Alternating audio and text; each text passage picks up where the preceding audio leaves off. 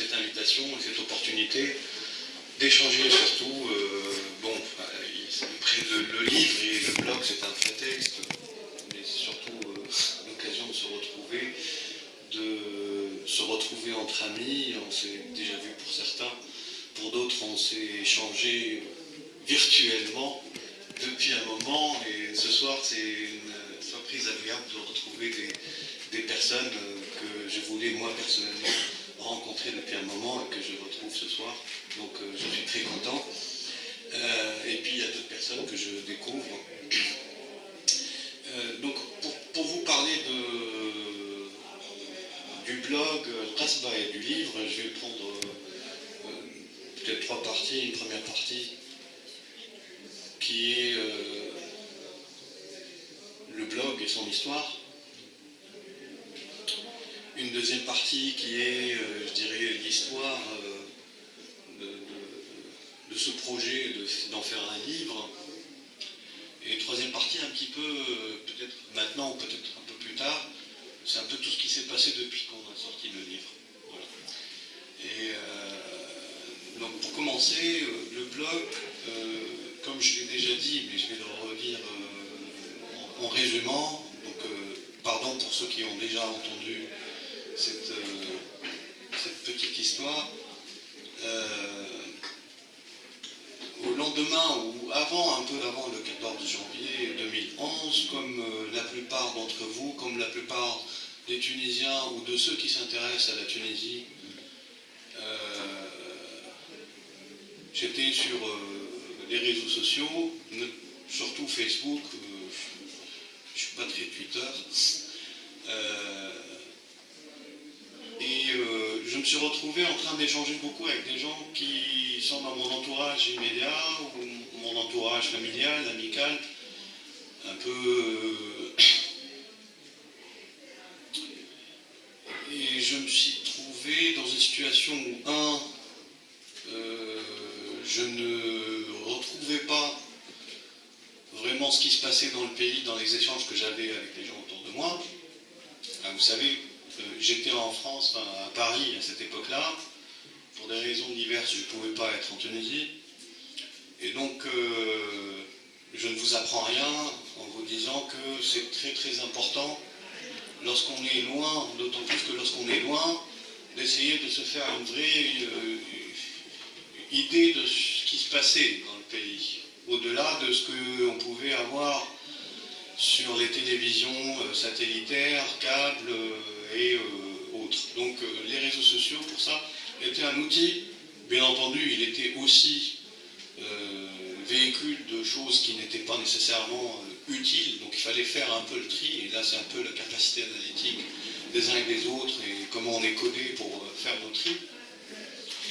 Mais je me suis retrouvé donc dans une situation où il fallait que j'élargisse un petit peu mes sources ou mes échanges avec à nouveau les Tunisiens ou les gens qui s'intéressaient à la Tunisie pour me faire une idée sur ce qui se passait. Parce que c'était un besoin un peu, je dirais, urgent, un impératif de se comprendre ce qui se passait, de se faire son idée propre.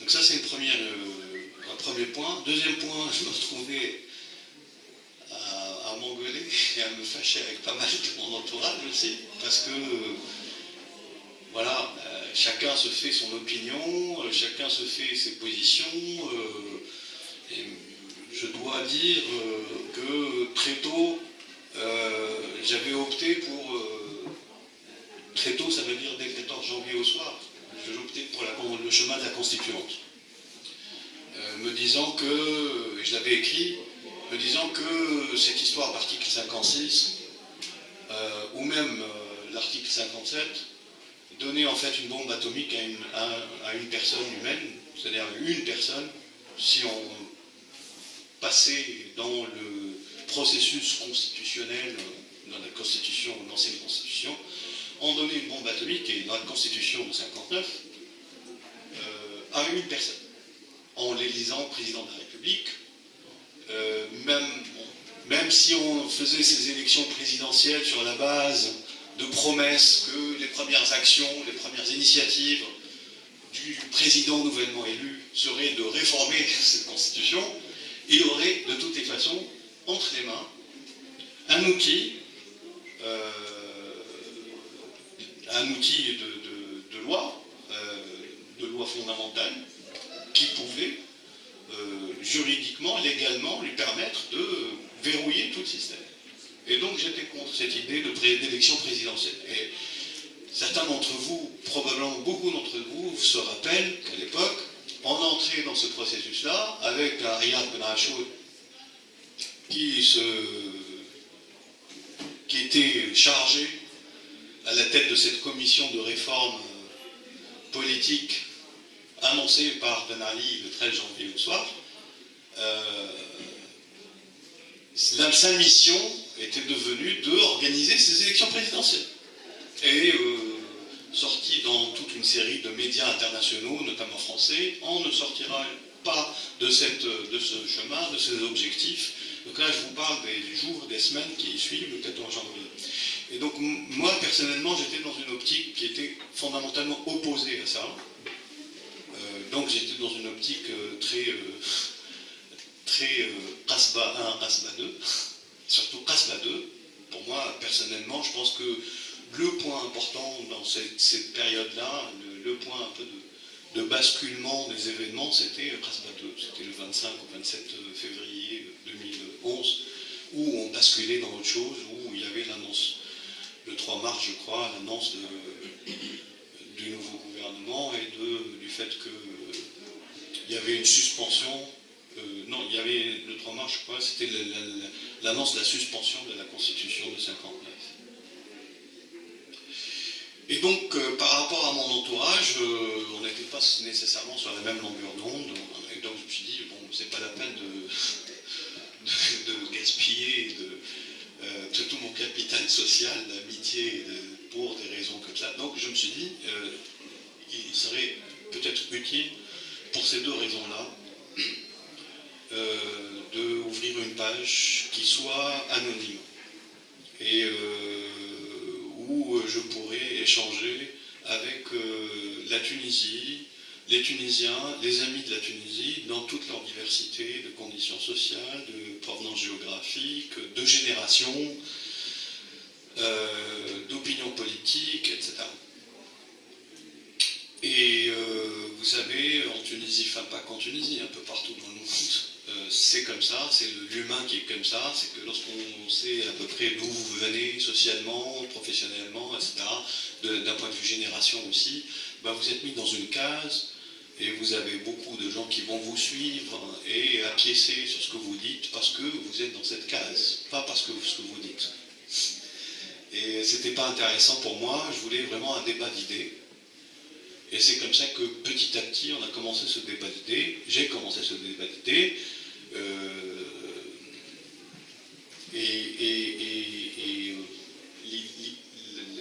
l'idée c'était d'être un peu le poil à gratter un peu du Facebook tunisien, de dire, de ne pas, chaque fois qu'il y avait une vérité qui était dite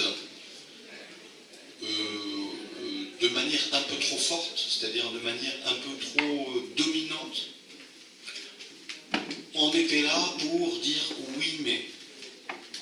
Donc chaque fois qu'il y avait toute une série de relais médiatiques principaux, les médias dominants, audiovisuels, la presse écrite francophone, la presse online francophone, j'étais là, la page était là, pour dire peut-être que ce qu'on nous raconte là, c'est pas tout à fait... en tout cas, il y a quelques réserves. Donc la page s'est fait connaître un petit peu comme ça, aussi par toute une série de catégories de publications qui s'appelaient Alerte aux intox. Et à l'époque, il y avait beaucoup de travaux de ce type, enfin de manifestations ou d'actions de ce type-là. Alors, j'avoue qu'à l'époque, il y a certaines personnes qui n'ont pas tout à fait compris l'idée ou la motivation. Et bon, faute de ma part de plus de pédagogie peut-être, mais bon, c'est comme ça. Il Les gens ont confondu souvent le fait que de dire, et ça continue à exister aujourd'hui, le fait de dire que il y a des alliances, il peut y avoir des alliances objectives, par exemple, entre, je donne un exemple, là, entre, parce que cet exemple-là, il a été assez chronique, quoi, assez récurrent, entre des extrémistes djihadistes d'un côté, avec une influence étrangère. Donc qu'il y ait des alliances objectives entre des groupes de ce type-là et des groupes venant de l'État dans l'État bélaliste, donc un petit peu les gens qui connaissent le mieux ces groupes-là, c'est-à-dire les gens qui étaient chargés de les surveiller, dire qu'il y a une alliance objective entre ces deux groupes-là ne veut pas dire qu'il n'existe pas, que le premier groupe n'existe pas. Alors beaucoup de gens ont compris qu'on était là dans un déni de phénomènes, ce qui n'est pas du tout le cas. Mais ça permet de mettre en lumière cette alliance objective, permettait de comprendre un certain nombre de choses.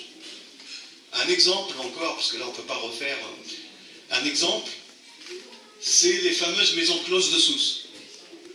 Alors je ne sais pas si vous vous rappelez, mais on est, je ne sais plus si on est au mois de mars ou au mois d'avril 2011, peut-être mai, on nous montre des vidéos avec des gens barbus qui démolissaient on les expliquait que c'était en réalité les barbus qui démolissaient les maisons closes de Sousse. Alors, je prenais les images, et je regardais les images une par une, quoi. Et ce qu'on voit, c'est effectivement un ou deux barbus qu'on a retrouvés dans tous les plans d'ailleurs, mais bien avec la bonne tenue, c'est-à-dire la tenue blanche, les Nike, la barbe comme ça, le truc, voilà, la bonne tenue, qu'on voyait au premier plan sur tous les plans séquences, et qui détruisait à un certain moment juste des excroissances du du rempart de la Médina de Sousse.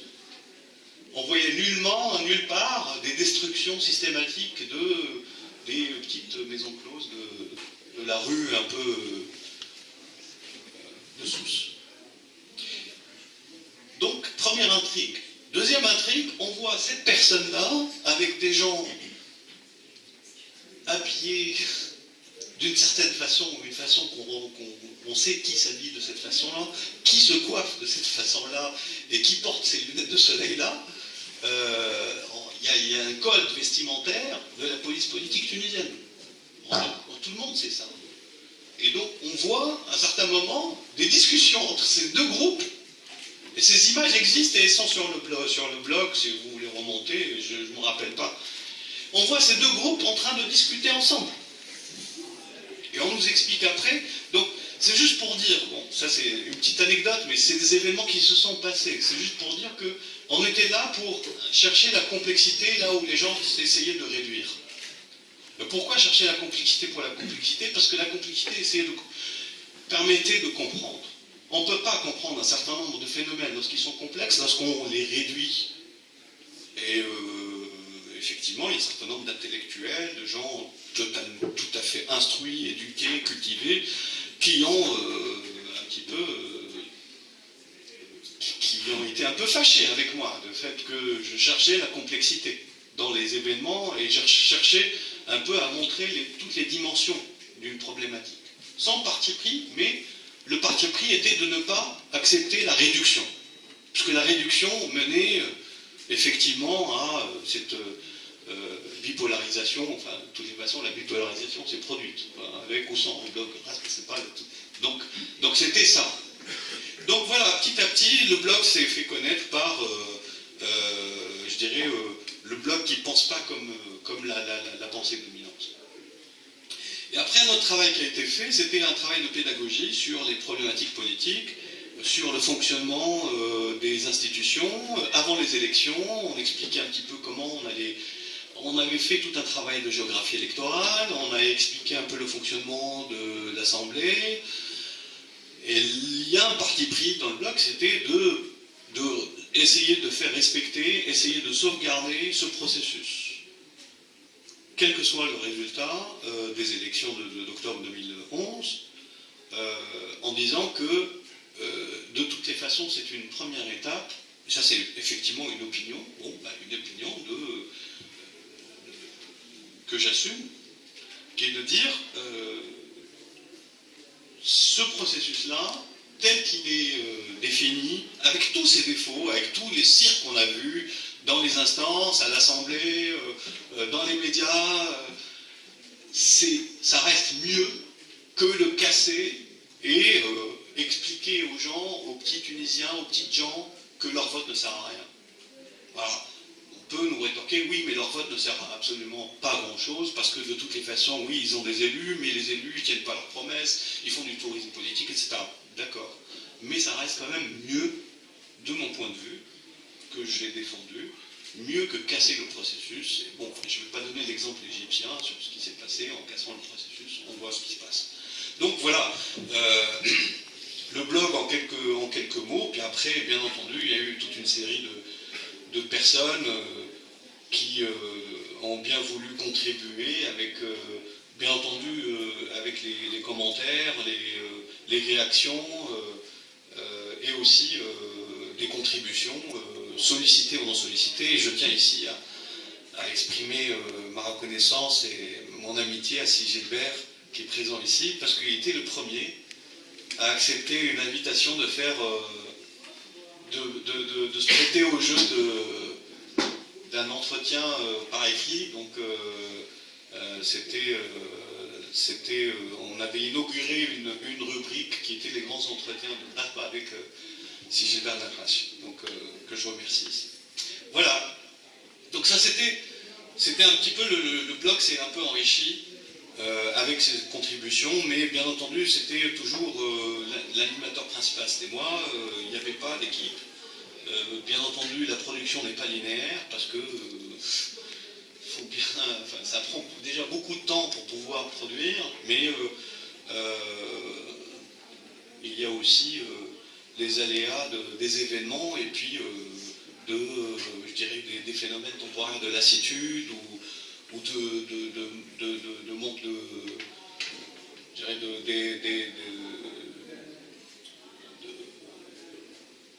de prise de distance par rapport à certains événements décourageants. L'année 2013 a été terrible, comme tout le monde le sait, avec cette violence politique. Un papier, d'ailleurs, un texte qu'on ne trouve pas dans le blog, mais qui est dans le livre, parle de ça. Et donc voilà, donc ça c'est première. Donc sur le blog, ça a été ça. Et puis après, il y a eu un certain nombre d'échanges avec les amis de la page qui, l'idée s'est sortie d'en faire un livre pour que ça reste un petit peu, qu'il y ait une trace qui reste. Et c'est là que j'ai commencé à réfléchir un peu sur ce que ça pourrait avoir comme prochaine étape de cet espace. J'ai eu beaucoup d'idées qui circulent, il y a encore des idées qui sont encore dans les cartons aujourd'hui, de faire une revue, Et donc avec mon ami Chélan que j'ai croisé sur Facebook aussi au printemps 2011, où on partageait un certain nombre de choses sur un petit peu ces alliances objectives, ces opérations, ces fausses bannières qui se reproduisaient régulièrement, sur cette stratégie de mettre un peu l'opinion publique sous tension pour faire passer un certain nombre de choses. Et donc on a traversé un peu le Rubicon virtuel, et on s'est rencontrés, on a pris un verre, un café, on a déjeuné, et puis à un certain moment je lui ai dit, tiens, c'est ce projet, est-ce que ça te dirait d'en faire partie, de réfléchir avec moi, de m'aider sur un peu comment ça pourrait avoir... Et donc ça c'était à peu près il y a 1 an, et donc il y a eu beaucoup d'échanges, beaucoup de formes à ce livre, beaucoup de doutes, de questionnements, et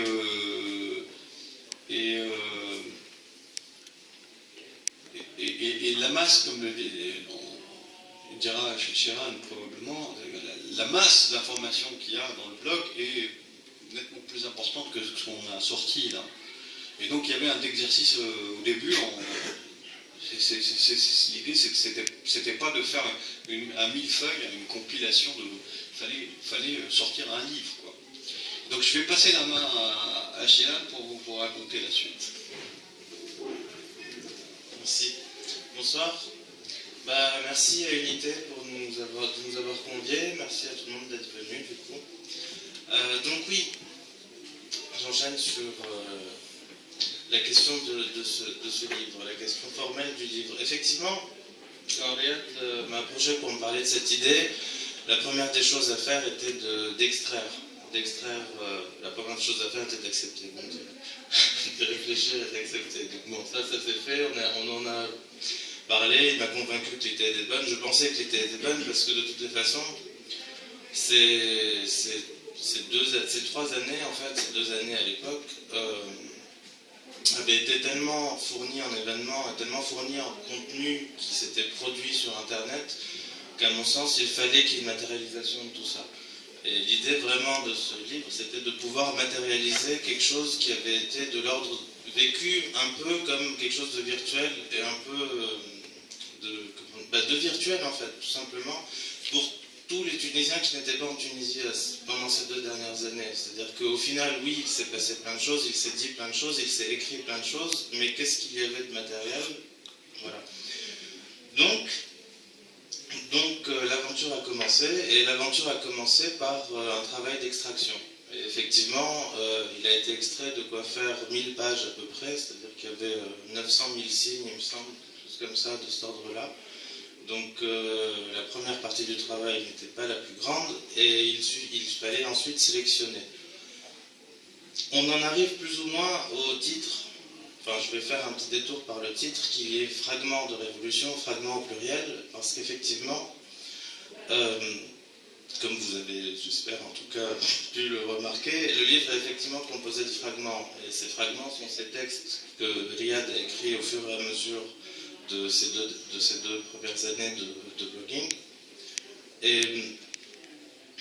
Et donc pendant l'extraction, c'est-à-dire que pendant l'extraction, alors que les fragments se réunissaient d'eux-mêmes, ils s'appelaient, ils avaient une connexion. C'est-à-dire que, je vais prendre un exemple, dans le chapitre consacré à la femme cet objet politique, il y a 2 textes qui sont très proches, très similaires, et qui pourtant, d'ailleurs, si on ne fait pas attention à l'ensemble du texte, on peut se dire pourquoi ces 2 textes sont publiés ensemble, il y a une redondance. Mais en fait, ces 2 textes étaient écrits à 1 année de distance, à peu près 1 année exactement de distance. C'est-à-dire que vraiment, ces fragments s'assemblaient par groupe, par thématique et par famille. Donc, en fait, la structure s'est plus ou moins créée d'elle-même, dans le sens, en tout cas, la structure thématique s'est plus ou moins créée d'elle-même. Les thèmes se sont assemblés et se sont regroupés par les textes, en quelque sorte. Donc une fois cette sélection, c'est pas vraiment la sélection, ça c'est encore l'organisation. Au final, la sélection consistait principalement à choisir les textes les plus percutants et les plus puissants de chacune de ces thématiques qui se regroupaient. C'est comme ça qu'on s'est retrouvé à ces morceaux-là qui sont ici, à ces fragments-ci. Ensuite, la question qui s'est posée était de savoir comment les agencer, qu'en faire en fait. Est-ce qu'il s'agissait simplement de compiler toutes ces thématiques les unes à la suite des autres? On s'est arrêté sur cette idée parce que ça n'aurait eu aucun sens. L'idée d'un livre est quand même de fournir une expérience à un lecteur, donc l'idée était d'accompagner le lecteur, de proposer une histoire au lecteur. Ce que donc j'ai essayé de faire en cela aidé par les grands entretiens que Riyad a évoqués et qui ont donc été, là aussi le travail de sélection de ces entretiens a été difficile parce qu'ils étaient tous de qualité, tous très fournis et tous vraiment profus. Et les choisir n'a pas été aisé, mais néanmoins, il y avait une certaine logique il y avait des rappels en fait, c'est-à-dire que certains thèmes s'agençaient plus facilement entre eux et avec certains entretiens. Et à partir de là, en fait, il fallait en tout cas concevoir une suite intelligible de ces entretiens, de ces thèmes, pour fournir donc une histoire qui est celle que les fragments de Révolution proposent, et qui donc s'agence, comme l'a dit Nadia en tout début, en temps, parce qu'effectivement la temporalité, la plupart des chercheurs sur la Révolution le disent, une révolution avant tout cherche à imposer un nouveau temps, mais bon, de toute façon c'est pas forcément l'objet ici, mais donc c'est temps. Donc le lecteur est invité à travers la lecture de ce livre à passer par plusieurs temps, plusieurs moments qui l'amènent en fait, qui l'accompagnent d'un point de remise en question de ces idées reçues et de ce que l'on peut imaginer savoir ou connaître de la Tunisie et de cette révolution, jusqu'à ce que l'on essaye, sans trop de prétention, décrire comme la réalité complexe et particulièrement difficile à appréhender, qui est la réalité politique d'aujourd'hui. Donc voilà pour le parcours de lecture qui s'effectue donc en 4 temps. Un temps qui est plus ou moins dédié à la sociologie, qui s'ouvre avec un entretien de Shouki Ahmed, suivi par un temps qui sera plus orienté sur des thématiques d'actualité et de médias, enfin d'analyse sur les médias, qui s'ouvre avec un entretien de Thierry Brésillon, journaliste.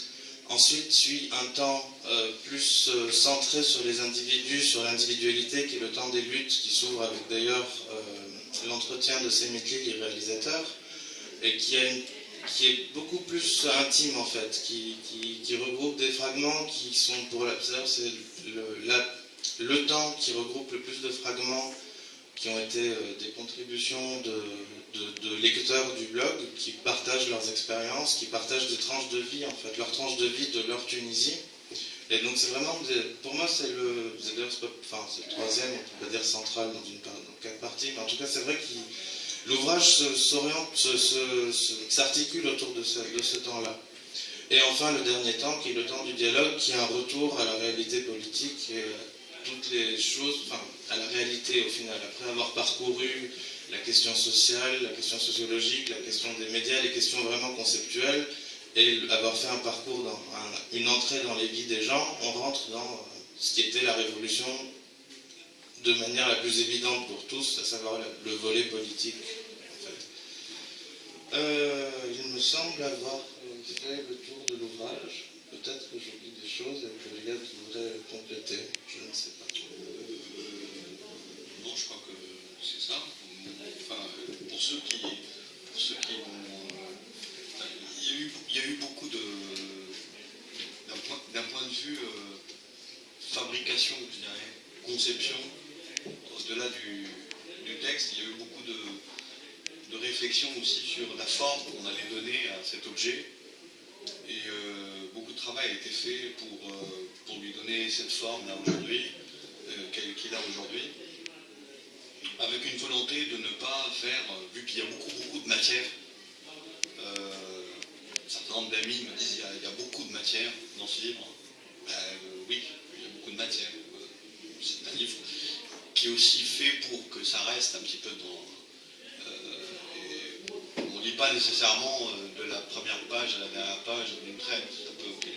On peut revenir dans quelques temps, et chaque page donne une indication sur une semaine, un mois de ce qui s'est passé pendant ces 3 dernières années. Donc vu qu'il y a beaucoup de matière, on a essayé de l'illustrer un petit peu avec un graphisme, des choses qui peuvent un petit peu animer le parcours. Voilà, oui.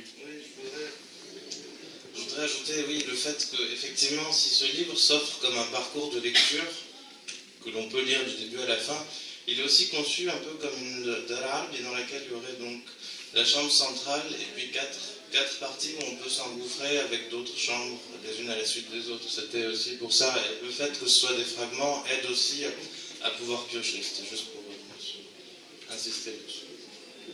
Pas mal Dar al-Harb. On apprend tous les jours. Voilà, mais qu'est-ce que je peux dire de plus après le Dalaran? Après, Dalaran, effectivement, mais aussi, ce que j'ai oublié de dire, c'est que le Qasba, pourquoi le Qasba, bien entendu, c'est pas parce que le Qasba, parce que c'est, en fait, l'idée c'était de faire du blog une sorte d'agora virtuelle, comme Qasba 2 a été une agora de la révolution tunisienne. Voilà, bon, enfin, donc c'est un peu cette idée-là d'agora. On tient beaucoup à cette idée-là. Il y a un certain nombre de gens qui sont passés dans le blog, sur la page, et qui n'ont pas vraiment bien compris ça, puisqu'il fallait ils ont peut-être jugé très rapidement qu'on était plus là à défendre un côté de l'échiquier politique plutôt que l'autre. Non, l'idée de Qasba, c'était un peu l'agora. En fait. Voilà, c'est très important dans le. C'est pour ça qu'on a insisté beaucoup sur le fait que c'est un endroit d'échange, bien entendu animé par une personne qui est votre serviteur, mais la personne qui n'avait pas de nom de toutes les façons. Il n'y avait pas de matérialité réelle. Mais la contrepartie de ça, il fallait absolument qu'il y ait des règles strictes de modération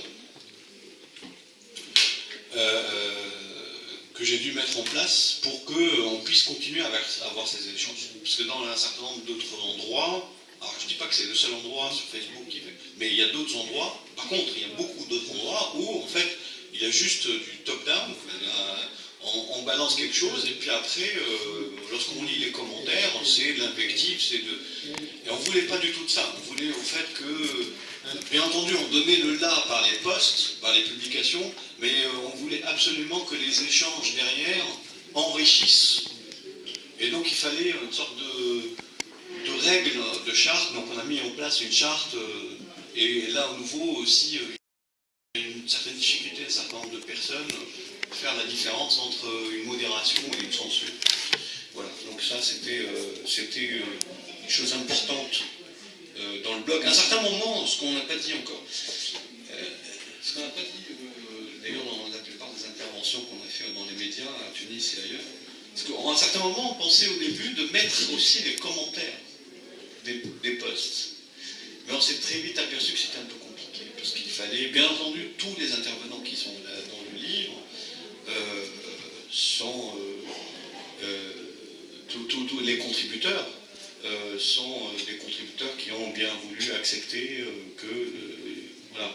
Mais vous imaginez, et on était en quinzaine de contributeurs, mais vous imaginez si on mettait tous les commentaires, etc., il fallait, d'un point de vue, je dirais, juridique, obtenir l'approbation d'autant de personnes, donc c'était un peu matériellement compliqué.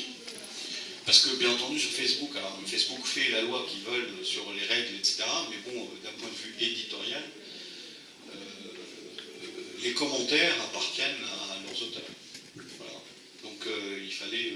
donc, on a laissé tomber ça, mais ça serait très intéressant de réfléchir à... On avait pensé aussi de mettre peut-être des codes barres, une sorte de Q-code, là, vous savez, les carrés, là, pour que, en fait, en regardant un billet dans le livre, on ait le Q-code, on flash le Q-code, et on est parti sur le lien où on pouvait avoir les commentaires dans la page. Ça sera dans le prochain livre. Il y a toute une série de réflexions, j'en parlerai peut-être plus tard, dans l'échange, comme ça il faut ouvrir un peu l'échange. Il y a toute une série de réflexions sur un peu ce monde un peu de l'édition qui est en train d'évoluer et ses relations avec le virtuel, avec les réseaux sociaux. C'est super passionnant. Je pense qu'on est dans des expérimentations là. Alors, bien entendu, cette expérience de ce livre n'est pas la première, mais bon, enfin, il y a un certain nombre d'expériences comme ça. Maintenant, Facebook, je crois qu'il a ouvert un outil pour aussi... si vous voulez, votre mur, vous pouvez transformer votre mur en livre, enfin, mais bon, enfin, c'est fait par une machine, donc c'est pas du tout le même travail. le travail méticuleux qui prend du temps, c'est pas d'extraire, c'est en fait le travail qu'on avait fait avec Shevan pour faire la sélection, la narration, etc. C'est ça le travail qui est difficile. Et pas évident du tout. Enfin, de mon expérience, c'était un exercice évident. Bien entendu, maintenant qu'on voit le livre, mais oui, bien sûr, mais maintenant, mais avant, c'est pas évident du tout de trouver cette forme. Voilà. Et donc, c'est juste pour dire que moi, je suis fasciné personnellement, on en parlera peut-être, et vous nous direz ce que vous en pensez, vous aussi, par votre expérience. Je suis fasciné par ce monde des réseaux sociaux et la relation qu'il a avec l'édition classique, ou qu'il va avoir avec l'édition classique, avec les autres médias, etc. Parce qu'on est, je pense, moi, je suis convaincu, je suis technologiste, moi, je suis un ingénieur de formation, et j'ai vu un certain nombre de vagues, de révolutions technologiques sur les 30 dernières années. Je suis convaincu qu'on est au bon milieu, au tout début même, d'une nouvelle révolution technologique là-dedans. Voilà, donc, voilà. La deuxième question, la première est toujours difficile. Question.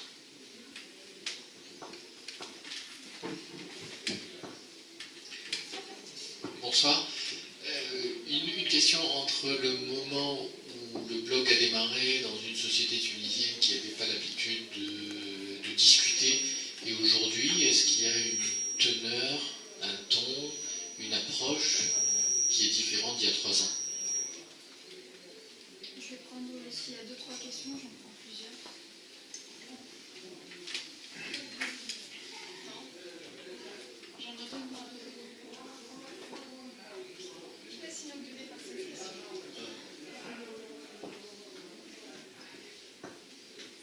Oui, bien sûr, parce qu'en fait, on ne peut pas du tout comparer, de mon point de vue, il y a 3 ans et aujourd'hui. Ce sont deux mondes, je dirais, si on se remémore un petit peu ceux qui étaient, j'imagine, la majorité d'entre vous, qui étaient autour des réseaux sociaux il y a 3 ans, ce qui se passait, le temps qu'on passait, la réactivité,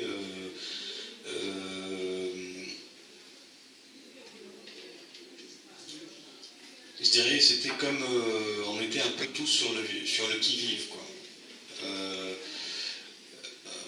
Ça a commencé quelques semaines avant le 14 janvier. Bon, après, il y a des lectures, des théories,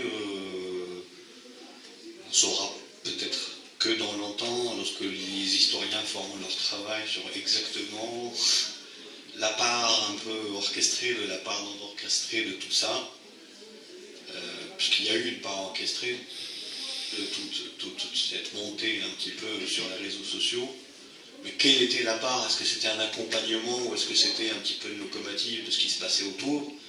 Ça, je dirais, c'est un peu tôt pour le dire. Mais ce qui se passait sur les réseaux sociaux et comment on écrivait sur les réseaux sociaux à l'époque,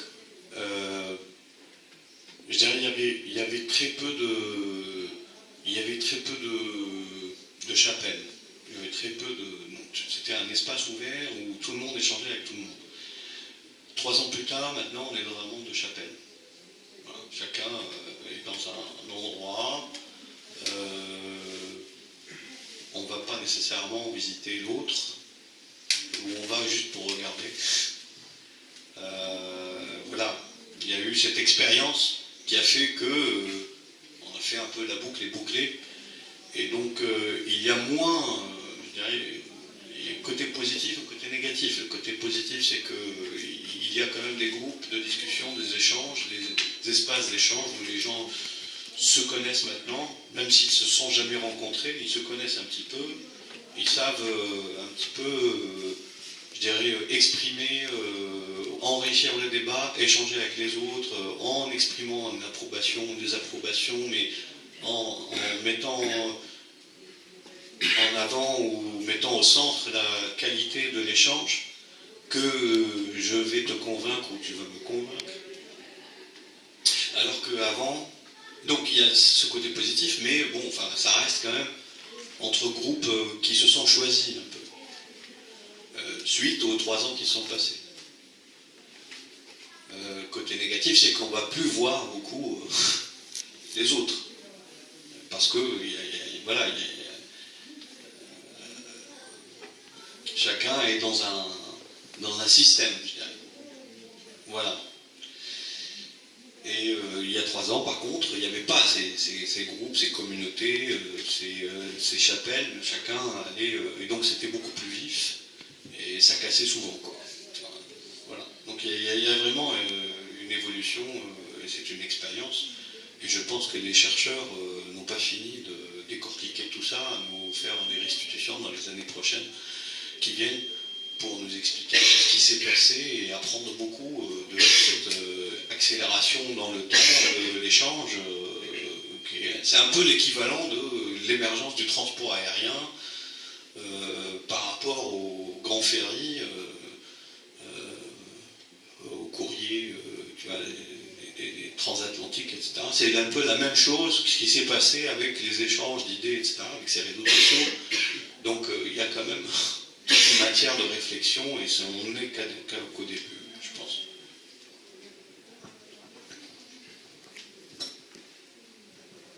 Il y a peut-être d'autres personnes qui vont des remarques par rapport à cette question. Je sais pas. Vous, par expérience, sur le groupe Unité qui parfois est aussi très fatigant, c'est exactement ça le problème. Hein. C'est l'injonction, l'invective et puis le côté très cartésien que peut avoir les Tunisiens de vouloir à tout prix mettre des personnes dans des cases. Et quand il n'y a pas de cases, on en crée, on en invente.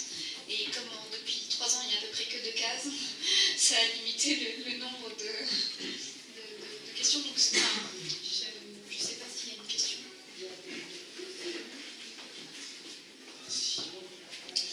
Bonsoir. Merci pour le livre. J'ai eu la chance de l'acheter en fait hier pour 18 dinars sur l'avenue Habib Bourguiba. Je l'ai juste commencé sur l'avenue Habib Bourguiba et c'était juste, ça faisait longtemps que je n'étais pas là en Tunisie. C'était magique de lire ce livre au cœur de l'histoire, au cœur de... Et en fait j'ai une question un peu provocante. Ce livre traite seulement des internautes et j'aimerais savoir si ceux qui n'ont pas accès, les Tunisiens qui n'ont pas accès à Internet, ont-ils aussi un rôle à jouer dans le parachèvement de la révolution qui est toujours en cours.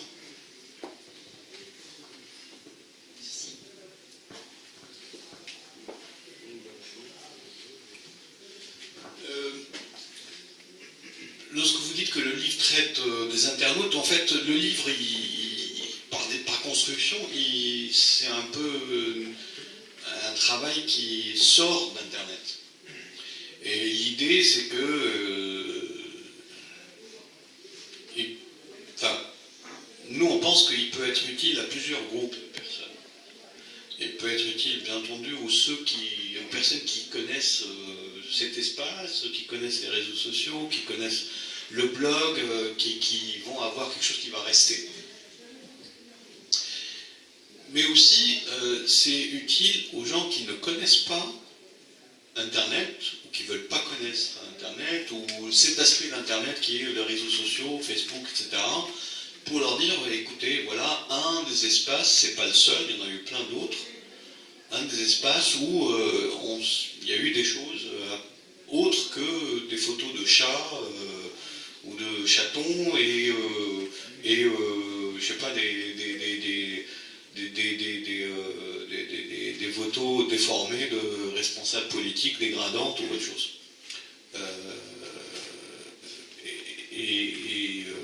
Pour ces gens-là, ça peut être aussi un moyen de, je dirais, pas nécessairement de leur dire venez sur Internet, venez sur Facebook, mais de leur dire voilà, il y a eu ça, vous y avez accès maintenant, ça peut éventuellement vous enrichir un petit peu l'horizon de ce qui s'est dit, ce qui s'est produit, ce qui a été produit durant ces 3 dernières années. Sans plus de prétention, mais au moins ça donne l'opportunité à ceux qui ne vont pas sur les réseaux sociaux, et c'est pas une question de génération. Hein.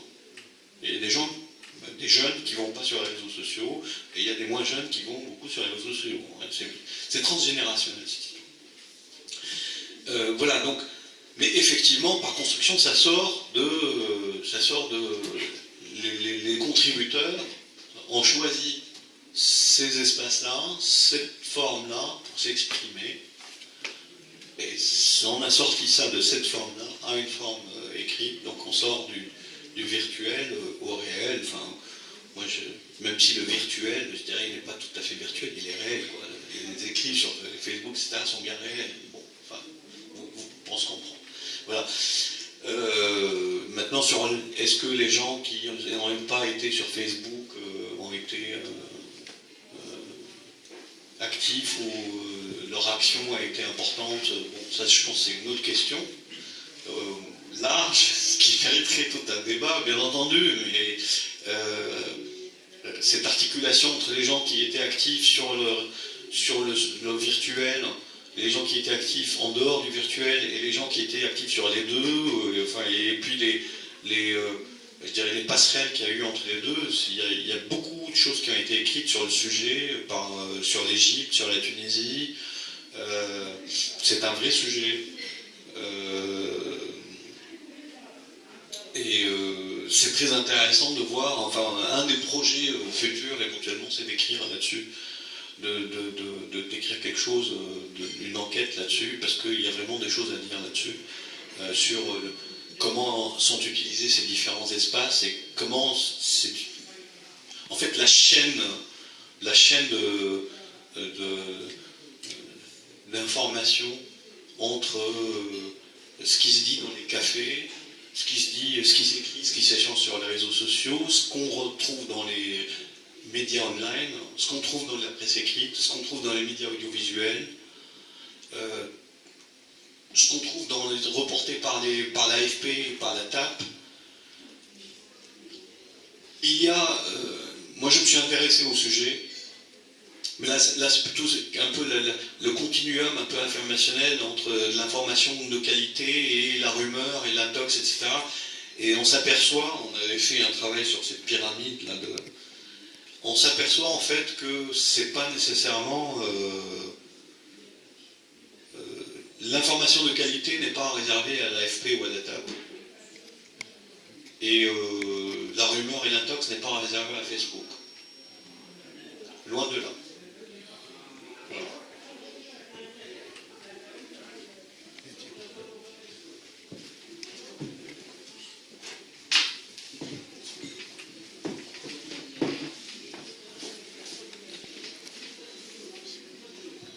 Bonsoir. Merci pour la présentation du livre, merci pour le livre et pour l'animation de la page.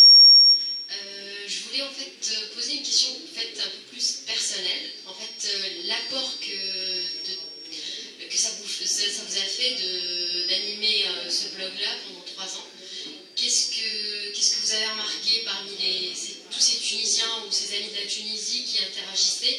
Est-ce qu'il y avait un point commun entre eux? Est-ce qu'il y avait qu'est-ce que vous avez pu voir des gens qui ont changé de manière de penser, de manière je sais pas, d'échanger avec les autres? Est-ce que vous avez réussi à sentir quelque chose qui a changé pendant ces 3 ans-là, entre le début et les premières années du blog et cette année-là, et de voir si ces gens, voilà, si la page elle leur a donné un apport, ou voilà. Donc, sinon aussi, la question, j'imagine, elle a été posée souvent, pourquoi décider maintenant de sortir de la minima, en fait?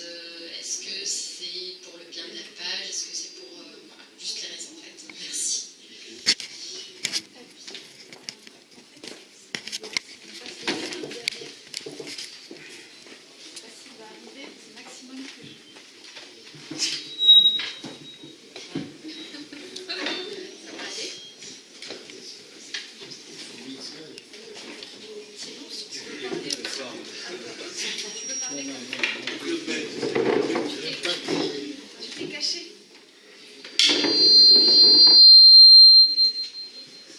Il faut s'éloigner des haut-parleurs en fait.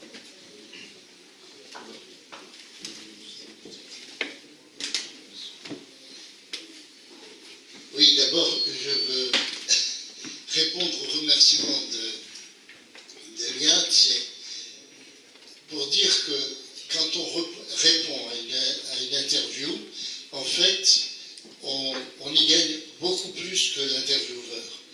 Parce que ça nous oblige à préciser notre pensée et parfois même, ça nous fait découvrir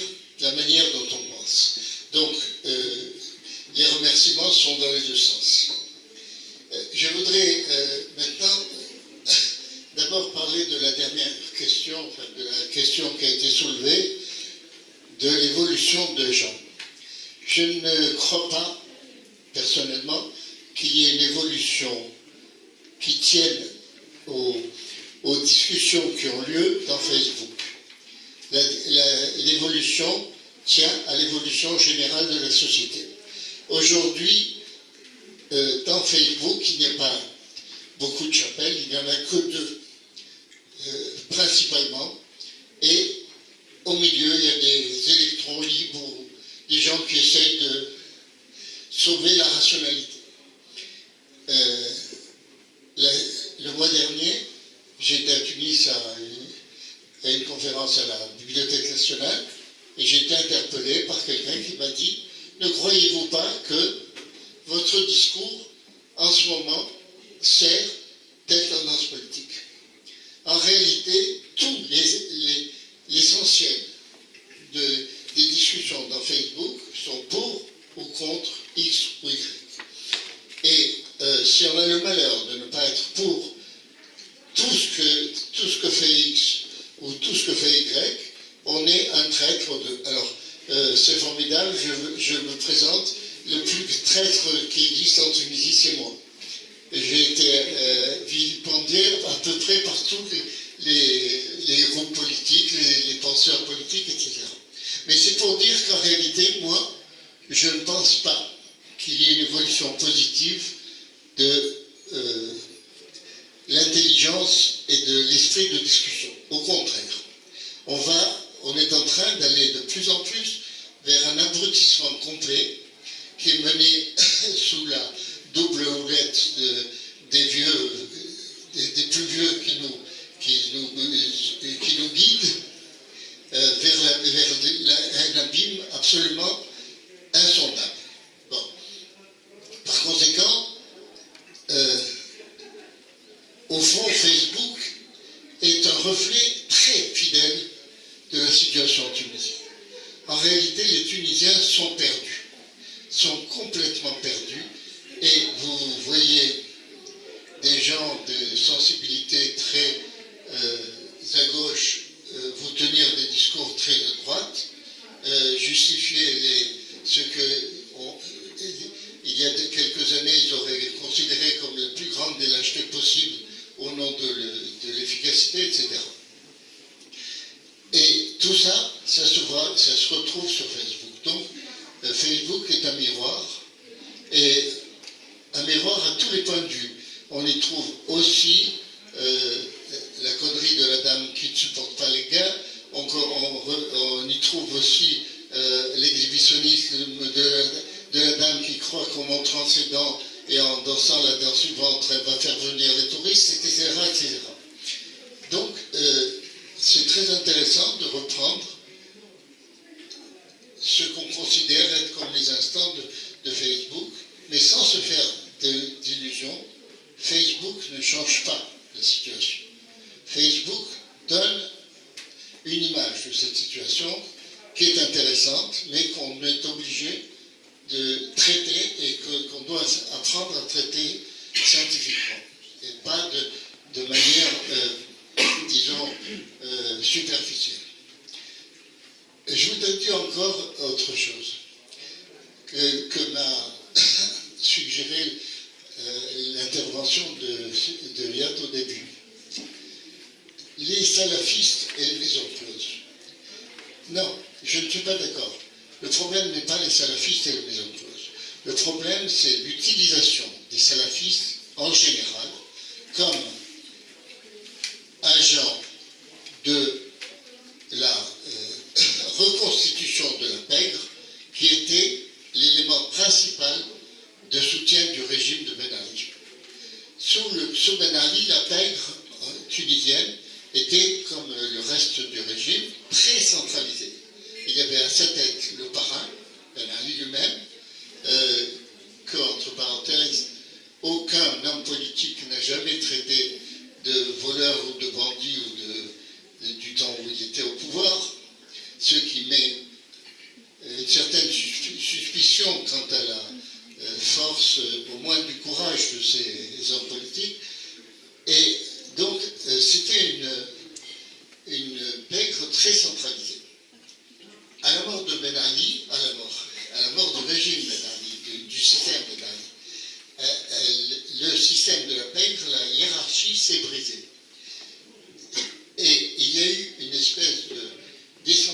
d'organisation, d'absence de demi-chefs qui ont disparu, soit parce qu'ils avaient peur de se faire descendre, soit parce qu'ils étaient trop liés à la police, et des petits caïds qui ont essayé de prendre les territoires. Et toute la période qu'on appelait, où on croyait voir les salafistes en train d'imposer leur ordre moral, est en réalité une période où les petits caïds, qui étaient les mêmes d'ailleurs qu'avant, qui se sont fait pousser la barbe tout simplement, étaient en train d'essayer de reprendre le territoire. Il y a eu pendant au moins 1 an et demi une lutte souvent sanglante pour le territoire. Et l'histoire des prostituées entre là-dedans.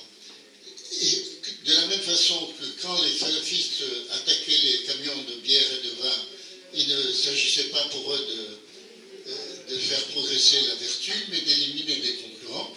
De la même façon, en s'attaquant aux maisons closes de Sousse, il s'agissait de faire passer la prostitution entre les mains d'autres gens. Donc le lien entre la pègre et la police est très connu. Dans l'histoire de la Tunisie, ce lien remonte en fait à l'indépendance, puisque la police a été constituée, entre autres, sur la base de l'ancienne pègre, celle qu'il y avait avant l'indépendance, et qui a été divisée en deux, la pègre collaborationniste, qui a été éliminée à l'indépendance, et l'autre qui a travaillé avec les historiens et qui a été récupérée dans les organes de répression générale, et qui a gardé ses liens avec ceux qui étaient sur place. Donc, il y avait une espèce de limitation, d'auto-limite que se donnaient les bandits pour ne pas dépasser certaines limites. Parce qu'à ce moment-là, ils mettaient en cause l'ordre général. Ceux qui étaient réprimés n'étaient pas les bandits. C'était ceux qui essayaient d'avoir des activités à la marge.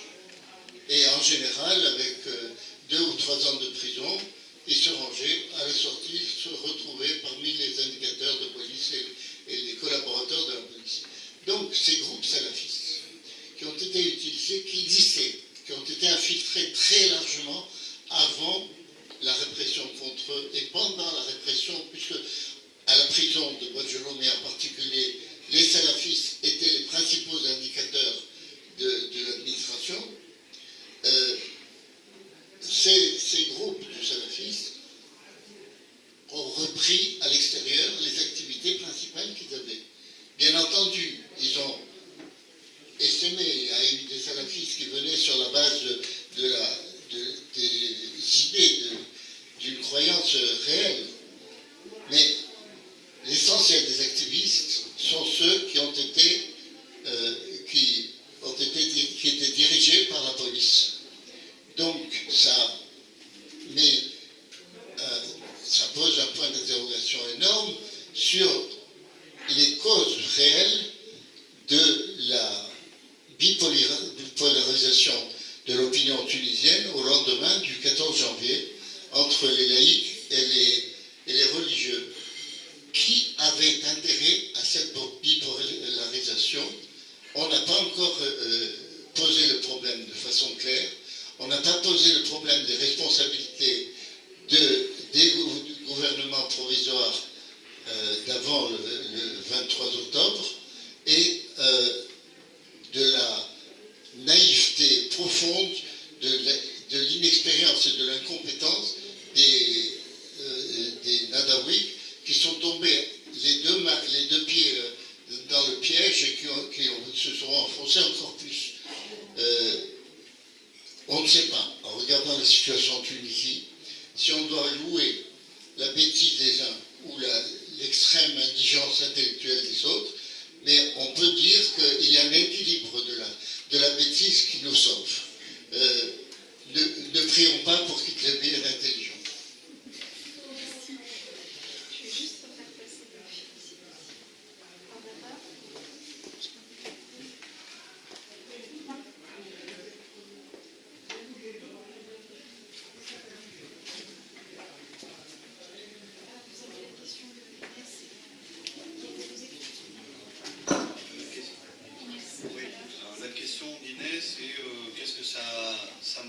apporté, c'est ça? Non, il y avait deux questions. Qu'est-ce que ça m'a apporté, cette expérience? Et deuxième question, pourquoi l'anonymat, pourquoi le lever de l'anonymat maintenant? Je vais commencer par la deuxième, parce que c'est la plus facile. Les deux sont faciles. La levée de l'anonymat, tout simplement parce qu'un livre, il faut quand même... si on sort un livre et qu'on n'en parle pas, ça ne sert pas à grand-chose, quoi. On reste avec... un livre, il faut le faire connaître pour que les gens s'y intéressent. Et donc, il y a nécessairement un travail de présence médiatique obligé. Si j'avais un moyen de ne pas lever mon anonymat, je ne l'aurais pas fait. Mais avec la sortie du livre, du moment que j'ai décidé de faire ce livre et de le sortir, ça allait de soi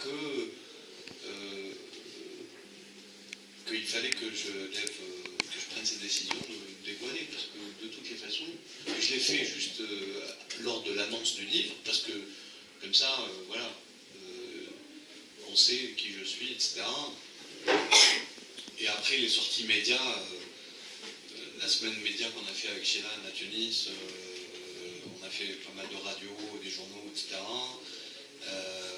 Voilà, c'était une fois que je m'étais dévoilé, et il faut rappeler un petit peu, enfin je l'ai expliqué tout à l'heure, mais bon, certains nombre de personnes n'ont pas compris pendant ces 3 ans, l'anonymat n'était pas dû à une manque de confiance dans la révolution, dans ce mouvement de liberté d'expression ou quoi que ce soit. C'était lié surtout pour cet aspect de laisser libre, le champ libre à l'échange d'idées, plutôt que, je dirais, dès que je savais annoncer qui j'étais, d'où je venais, ce que je faisais, etc., les gens me mettaient dans une case, et puis... et c'était surtout, moi je fuyais ça, j'ai fait cette page en fuyant ça, parce que j'étais dans une case, etc. Et donc des gens qui se ressemblent, ça sent.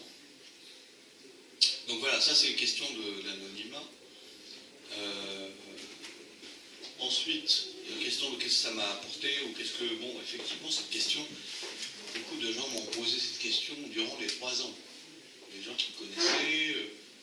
soit dans mon entourage amical, soit dans mon entourage professionnel, soit dans mon entourage familial. Mais pourquoi tu fais ça? Parce que c'est loin de toutes mes autres activités. Je n'ai pas, au cas où, mais ça va mieux de le dire encore une fois ce soir, je n'ai aucune ni ambition, ni objectif, ni quoi que ce soit en matière politique. Ma vie est ailleurs, moi j'ai des activités professionnelles qui n'ont rien à voir avec... et je ne compte pas faire une carrière. Et donc les gens me posent cette question parce que c'est effectivement orthogonal par rapport à ce que je fais par ailleurs. Il y en a même qui m'ont dit, mais c'est quoi le business case? Bon, ben, il n'y a pas de business case, il n'y a pas de pourquoi, on le fait parce qu'on a besoin, c'est un besoin, je dirais, de sentir qu'on contribue d'une certaine façon. Et petit à petit, effectivement, on fait des rencontres, ce groupe se constitue, il y a un lien qui se crée, et puis voilà, ça devient un truc qui fait partie de ma vie, qui m'apporte beaucoup, parce que si j'ai un petit peu contribué à améliorer ou à augmenter ou enrichir la compréhension d'un certain nombre de points par mes postes, l'inverse est encore plus vrai. C'est-à-dire les contributions et puis les rencontres et les échanges que j'ai fait ou que je fais encore avec d'autres personnes que j'aurais peut-être eu beaucoup de mal à croiser dans ma vie par ailleurs. Et donc ça, c'est extraordinaire par rapport à ces réseaux sociaux, c'est que, voilà, on fait des rencontres, alors certaines restent virtuelles, d'autres deviennent réelles, etc., mais peu importe, ça n'a pas nécessairement... Il n'y a pas une hiérarchisation, je dirais, dans la qualité des relations, mais on fait des rencontres avec des gens qui pensent, qui viennent d'autres horizons, et qui, de par les activités, je dirais, quotidiennes professionnelle et personnelle des uns et des autres ne m'emmène pas, moi, à faire ces rencontres. Je n'aurais pas fait ces rencontres. Par exemple, Sheran est devenu un ami. Voilà, ça fait partie des rencontres un peu sympathiques que j'ai fait par le biais de cette activité-là. Mais ce n'était pas l'objectif. Mais c'est venu comme ça. Voilà. Donc ça m'a apporté beaucoup de choses comme ça. En espérant que ça a apporté aussi aux gens qui se sont intéressés à la page des choses qui leur sont, je dirais, peut-être en commun, ou des choses plus qui sont liées à leur parcours.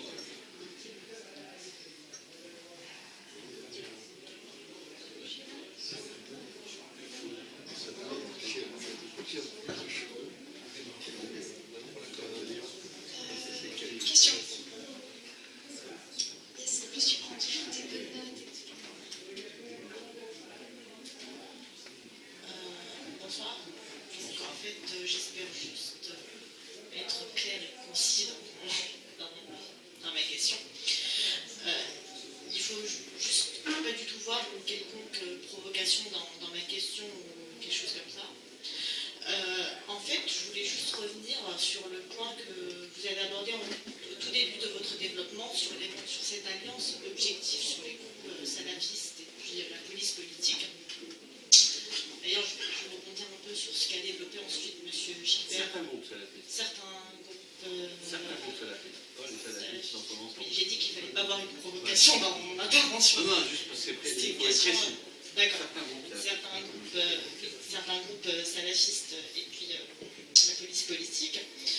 Donc, je dirais que le problème, c'est une question que je me pose du fait que j'ai vécu en dehors et j'ai vécu la révolution comme vous, virtuellement. Et donc, c'est une question que je me pose. Est-ce que la complexité, je la vois dans en fait, je dirais la difficulté de faire la part des choses entre des groupes salafistes qui seraient dans une logique de conservatisme religieux, puis des gens qui ont toujours été comme ça, du temps de Ben Ali, du temps de Bourguiba même, et puis maintenant, et d'autres groupes qui auraient utilisé justement ce salafisme, je dirais, voilà, barbe, les signes classiques d'un salafiste, à des fins politiques, je dirais, pas seulement politiques, parce que si je dirais à des fins politiques, ça veut dire que l'autre groupe n'aurait pas de droits politiques ou de droits civiques ou ne serait pas citoyen tunisien.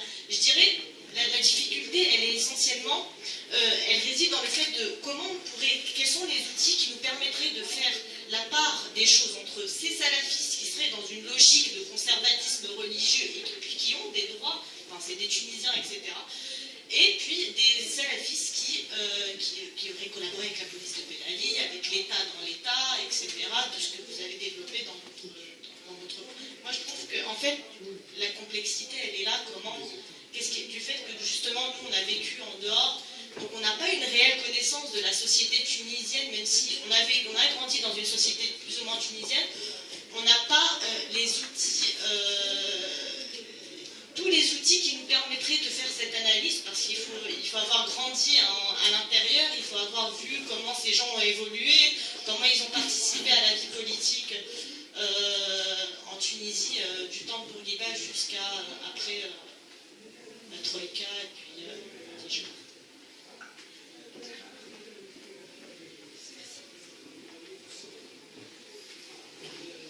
Donc, pour résumer, si j'ai bien compris, la question c'est comment faire la part des choses entre ces deux groupes.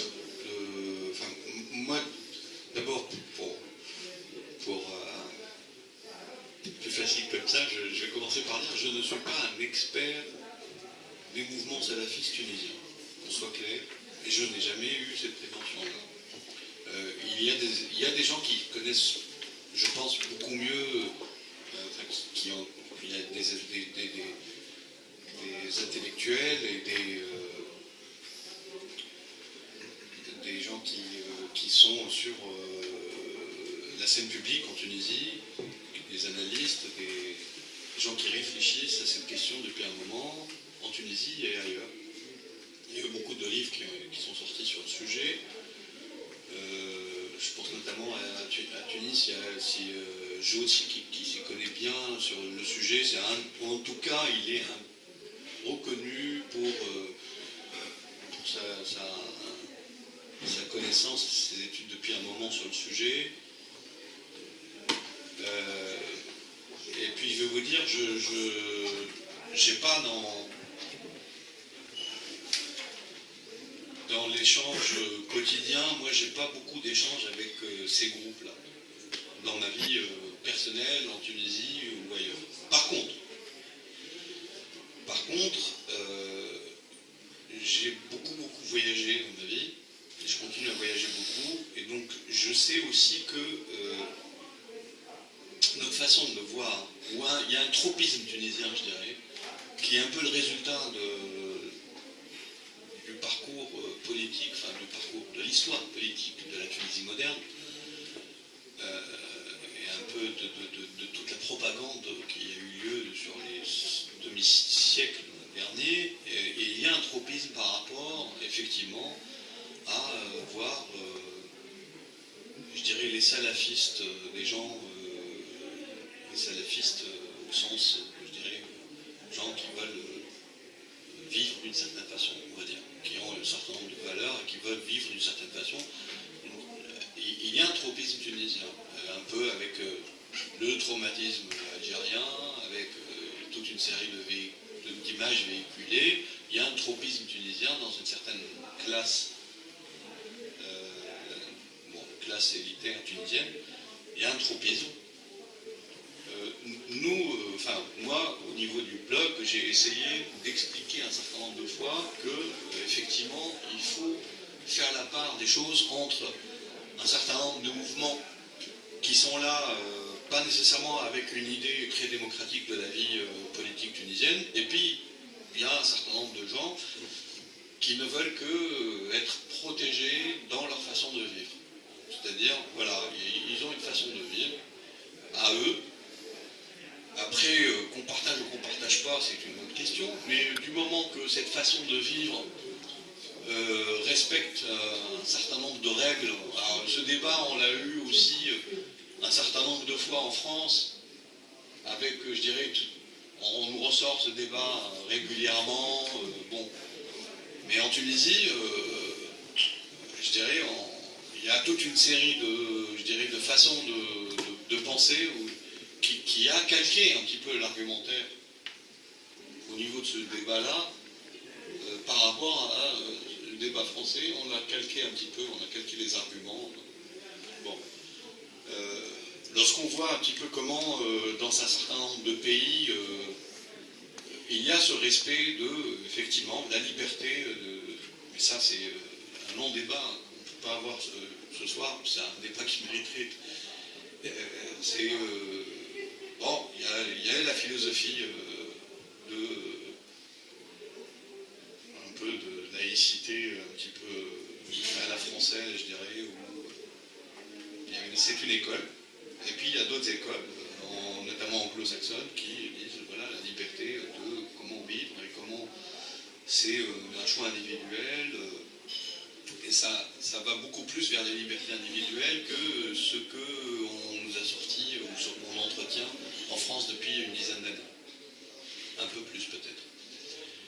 Donc en Tunisie, le débat n'est pas encore tranché, il est encore très... et il est faussé, vous avez raison d'en parler, parce qu'il est faussé par ces groupes, ces groupes qui n'ont pas nécessairement une volonté juste de protéger leur façon de vivre, mais des groupes qui veulent, je dirais, qui n'ont pas nécessairement acheté, en guillemets, le principe démocratique. Et dans ces groupes-là, il y a bien entendu des groupes dangereux, des groupes violents, des groupes djihadistes, etc. Et donc, ces gens-là, je dirais, ce mélange un petit peu de tchakchouk tunisienne dans les différentes catégories, un petit peu où on met tout le monde sous une même dénomination.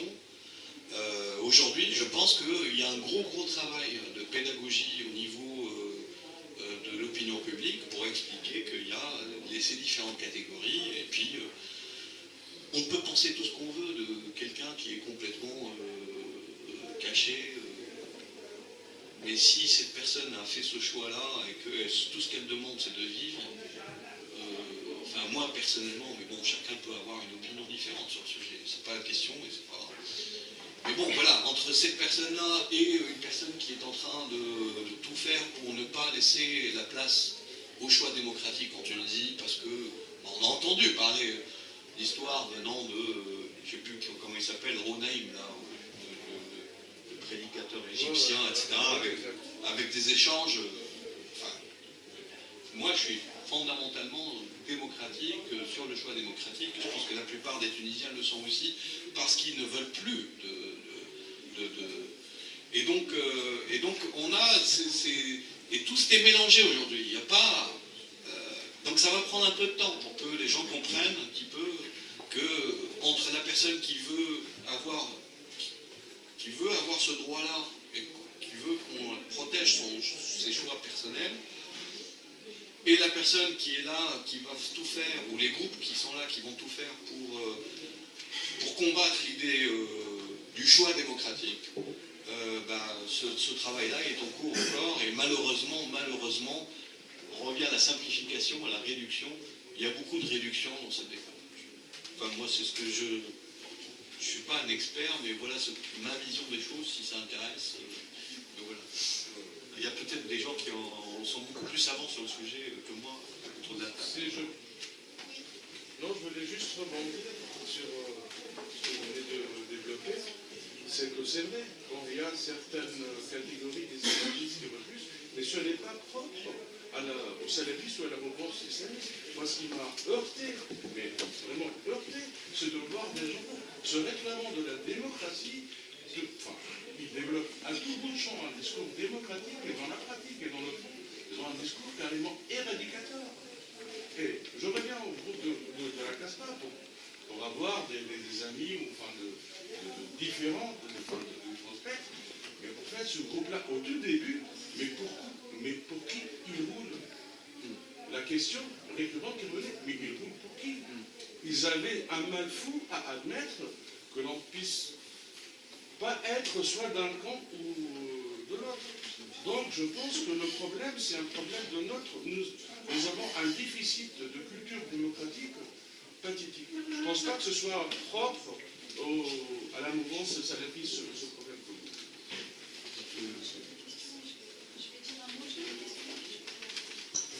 Juste par rapport à ça, moi je viens de Manzipoli en fait, et là j'en reviens, et c'est connu pour avoir beaucoup de salafistes. Et là-dessus, il y a quelqu'un qui écrit en ce moment, il s'appelle Fabio Merone. C'est un jeune chercheur qui est italien, qui travaille sur les salafistes en Tunisie depuis maintenant, je pense, au moins 2 ans. Lui, la manière dont il en parle beaucoup comme une question de parcours de vie. C'est-à-dire qu'il faut arrêter de vouloir faire, par exemple, comme on fait en politique tunisienne, 2 grands groupes, les gentils et les méchants. Il faut aussi attribuer ça aux salafistes en Tunisie.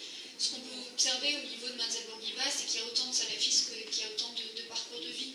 Il y a celui qui était un petit caïd, qui a envie de récupérer son truc, qui s'est aperçu que au marché, il ne pouvait plus avoir plus d'espace parce qu'il avait telle ou telle apparence physique, donc il s'en sert parce que ça permet dans son quotidien, dans son politique au quotidien, d'obtenir plus.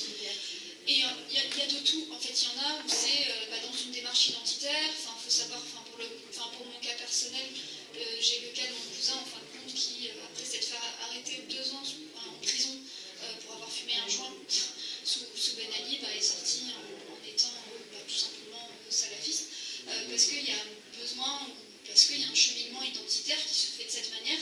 Après, pareil, on parle depuis tout à l'heure de la question du temps. Celui qui est salafiste aujourd'hui le sera pas toute sa vie. Il y en a qui le sont à 20 ans, à 30 ans, il y en a qui le deviennent à 50 ans, qui le restent 10 ans, qui ne le sont plus après. Et je pense que il faut pas c'est comme si que nous, en tant que femmes, on nous disait, maintenant, dans quelle catégorie tu te places? Moi, ça serait hyper compliqué pour moi de le faire, donc j'imagine que pour un salafiste, c'est aussi, pour un individu qui a fait un choix, que ce soit pour subvenir à ses besoins, parce qu'il a trouvé qu'au quotidien, ça lui donnait un petit peu plus de pouvoir local que d'avoir telle ou telle apparence. C'est des parcours de vie, en fait. C'est vraiment des parcours de vie. Ça, on voit, on avait carrément à une période tout le siège, l'ex-siège du RCD qui était devenu le siège des salafistes, où finalement c'était des champs religieux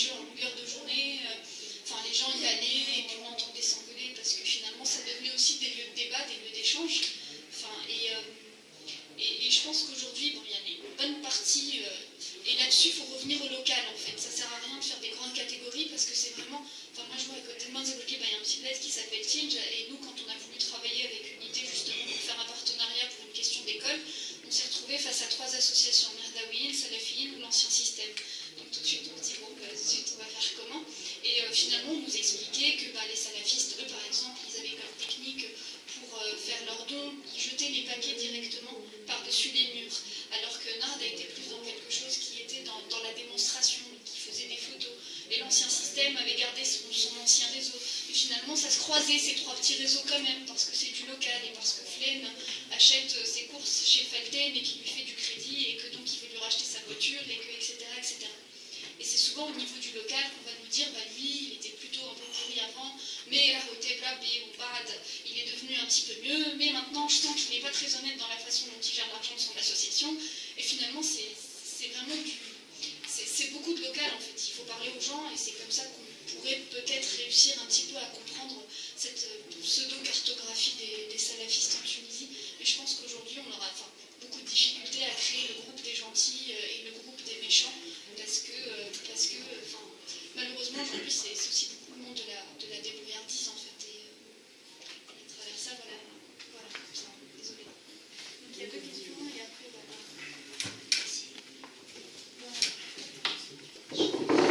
Bonsoir. Moi, ma question elle va porter sur l'univers caché des admins de pages Facebook. On a entendu beaucoup d'accusations depuis la Révolution sur les pages qui ont été achetées, les centres d'appel, etc. Donc, c'est pas une question pour Krasba, bien sûr. Si on suit un peu, on sait que c'est pas le cas. Mais je voulais savoir si, de par votre expérience, vous avez eu des interactions avec des admins de pages d'un côté ou de l'autre pour organiser des événements, peut-être avant les élections, type Krasbatoua ou Krasbatoua qui a été tenté 2 ou 3 ou 4 fois, je ne sais plus. Est-ce que vous avez plus de connaissances de ce monde-là? Est-ce que c'est aussi public présenté dans certains débats télévisés? On ne sait pas vraiment si c'est pour décrédibiliser complètement Facebook parce que des fois ça leur fait mal, ou s'il y a on sait aussi qu'il y a une part de vérité, mais est-ce que vous pouvez nous éclaircir sur la situation de ce monde qu'on ne connaît pas forcément, et est-ce que les électrons libres sont si présents que ça, ou est-ce que vraiment on a 2 camps là aussi qui sont de façon plus ou moins cachée, œuvrent chacun pour son camp finalement. Merci.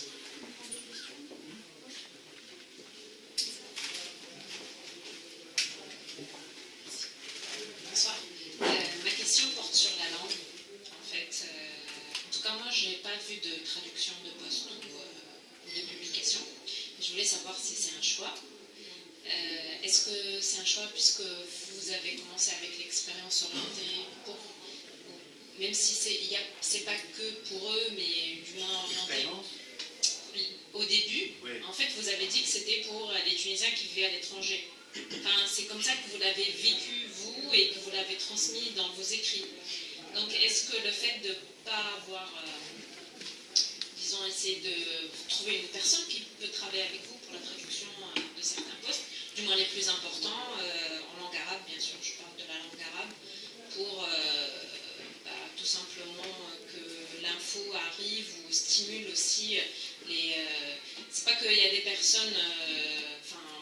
pour dire qu'il y a des personnes qui ne vont pas savoir lire le français, c'est pas ça, mais plus les personnes qui vont être plus à l'aise à écrire en arabe, à transmettre leurs émotions et leurs avis, et des puristes aussi qui se battent pour l'identité arabe, etc. Merci.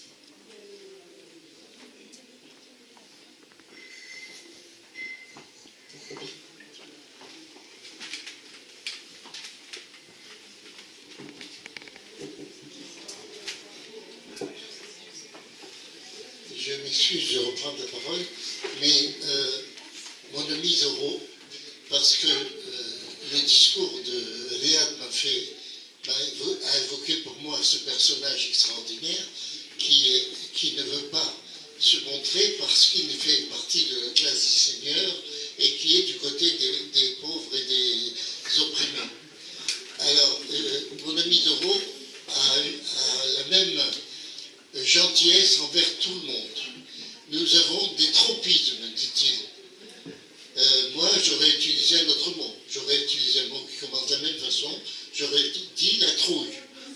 La trouille des bourgeois de voir leur mode de vie bouleversé. La trouille des riches de voir leur voiture brûlée.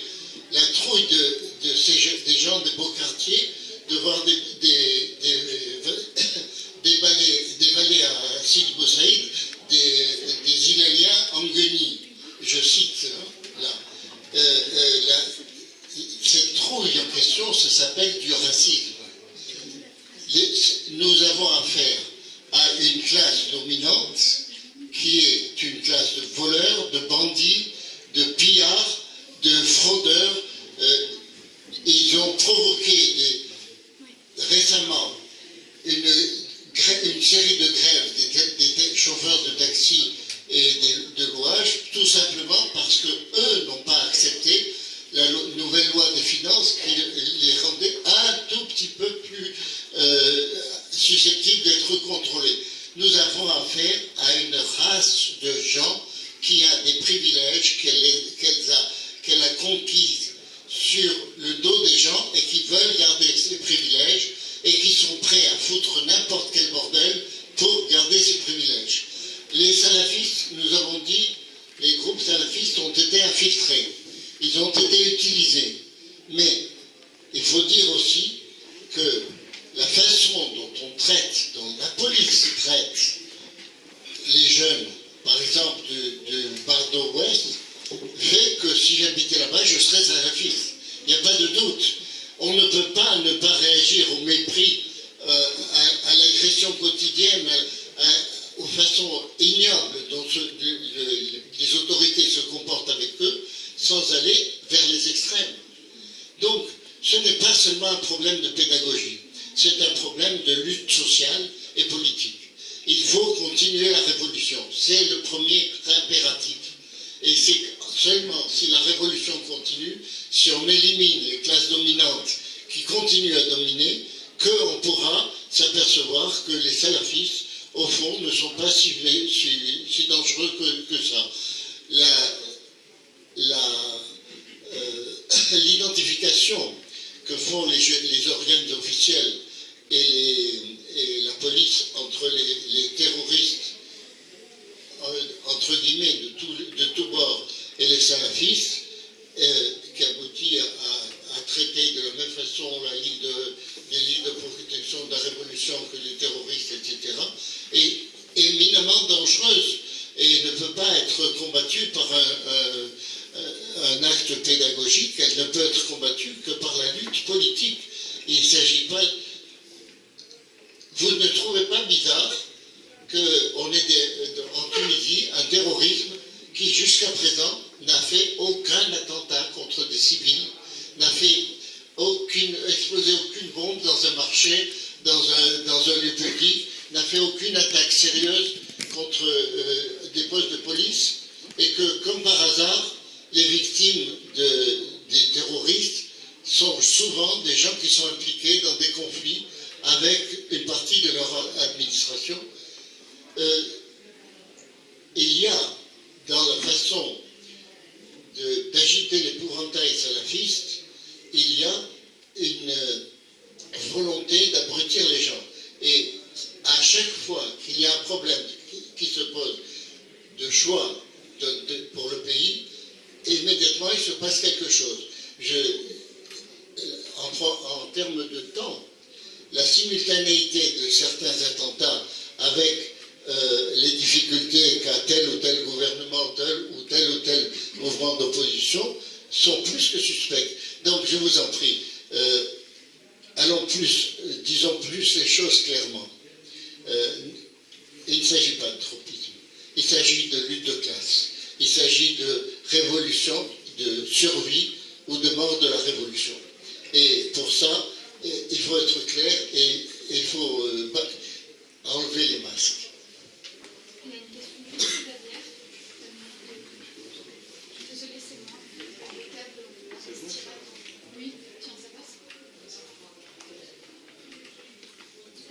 Bonsoir. Bonsoir. c'est difficile de passer après. Je suis aussi convaincu. On est tous dans le même cas. Je vais le faire un peu plus simple. Moi, ça va être d'ordre technique et éthique. Non, je suis pas. Je vais partir sur le principe de l'élaboration de base de données et du but de votre blog, c'est-à-dire d'échanger sur Internet, mais finalement aussi de récolter des données par le discours ou par les commentaires des gens qui sont intervenus sur votre blog. Et je voulais savoir, finalement, ces données vont en dehors du livre, qu'est-ce que vous allez en faire? Parce qu'il y a quand même une question d'ordre éthique qui se pose sur ce principe, et technique, dans le sens où, comme un État, comme une organisation d'entreprise ou autre, vous avez récolté des données. Et donc c'est ma question, c'est de savoir justement qu'est-ce que vous comptez en faire finalement par la suite, au-delà de votre livre, et savoir si vous comptez les publier, même de façon libre d'accès et gratuite, un peu comme la démarche militante des Open Government, qui a pour but justement de faire de l'open data et d'ouvrir le maximum de données à tout citoyen qui en a besoin et qui a besoin de s'en servir. Voilà. Une quatrième question, et après je vous rends la parole, je vais juste refaire passer. Merci de votre coopération collective. Tous en clair. Merci. Donc, je voulais poser une question à Léa de Chiran aussi, parce que je suivais le blog de Trace, mais je suivais aussi Chiran sur Facebook, et je sais le combat qu'il menait par rapport à la pensée à sens unique, par rapport aux idées reçues. À un certain temps, il a même boycotté Facebook, je dirais. Moi, ma question, je vais m'inspirer de Papy, parce que il vient de me donner une idée, c'est qu'aujourd'hui, par rapport à vos expériences sur Facebook, avec l'interaction avec beaucoup de monde aujourd'hui, depuis 3 ans, faut-il pas aujourd'hui de redéfinir le concept de l'élite en Tunisie? Parce que redéfinir le concept de l'élite, c'est quoi une élite en Tunisie? Aujourd'hui, on est face à une élite autoproclamée qui se donne le droit d'imposer sa manière de voir les choses sur tout un pays. Qu'est-ce que vous pensez par rapport à ça? Merci.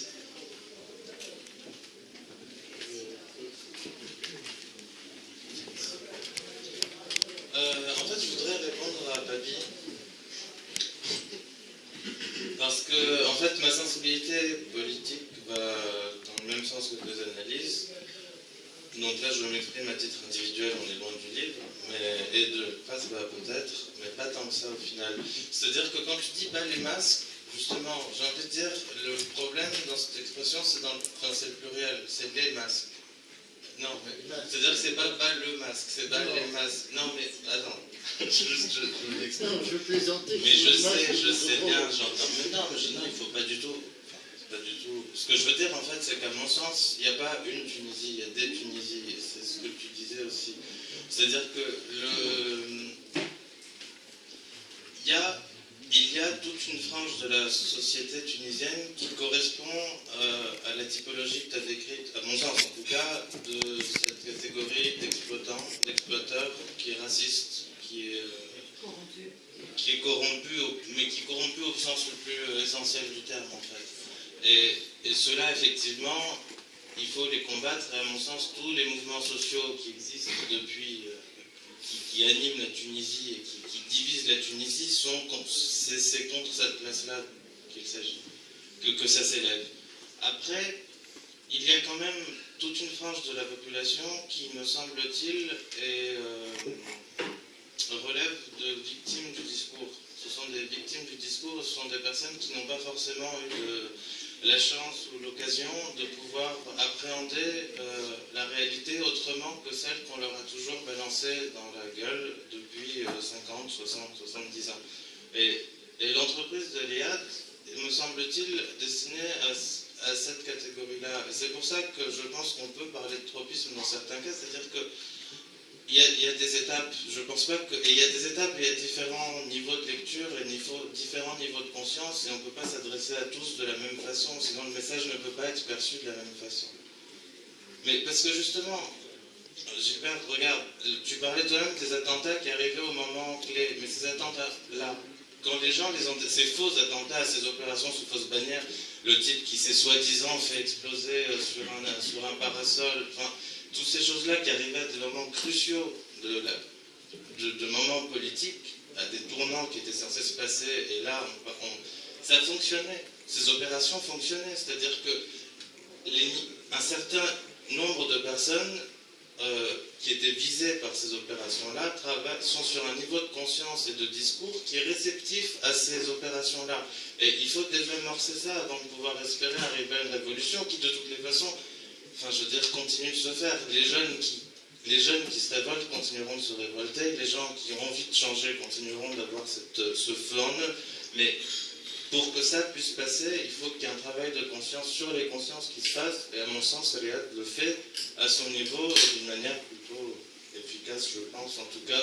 Je ne crois pas que les indicateurs aient diminué en nombre grâce au discours qu'on leur fait. Je crois fondamentalement à la trouille et pas au tropisme. C'est-à-dire que c'est quelque chose qui rend les gens inaccessibles au discours et au raisonnement. Ils ont la trouille. Ce n'est pas des gens qui pensent que, vu le projet, vu les méthodes politiques, il y a d'autres méthodes. Non. Non, mais ça, c'est pour les éradicateurs. Non, mais les éradicateurs, oui, le petit bourgeois est éradicateur. Oui, mais celui dont le type était à la Croba pour contrer la Casbah, c'est quoi? C'est des gens très gentils. Il y avait dedans beaucoup de gens de gauche, mais ils ont la trouille. Ils ont la trouille au ventre. C'est des gens dont le raisonnement est regarder le projet des islamistes. Non, mais je suis d'accord. Mais est-ce que si on ne le fait pas par le dialogue, comment le faire? La question est là. Non, on le fera par la montée en amplitude et en force de la révolution qui obligera les gens à décider à se prononcer non pas sur les idées politiques supposées et les projets supposés de tel ou tel adversaire, mais sur la révolution, ses revendications et ce qu'elle fait. Et c'est sur ça qu'il faut obliger les gens à réfléchir et à discuter, pas ces conneries de laïcité, pas laïcité. Quand Jebel a pris le pouvoir, la parole pour nous dire le 6e califat, il était le seul à y croire. Peu importe, mais je m'en fous qu'il croit au califat ou qu'il croit au Père Noël. C'est pas ça qui compte. Ce qui compte, c'est le rapport des forces politiques dans le pays. Alors, si tu veux expliquer ça aux gens, vas-y, d'accord. Mais si tu veux les convaincre par la pédagogie que les salafistes ou les religieux sont des gens très bien, etc., je te souhaite une bonne route, mais mon vieux, j'ai autre chose à faire. Hein, je ne te couperai pas. Ce n'était pas moi qui le faisais, c'était on a quelques questions là. Une question sur l'univers des admins.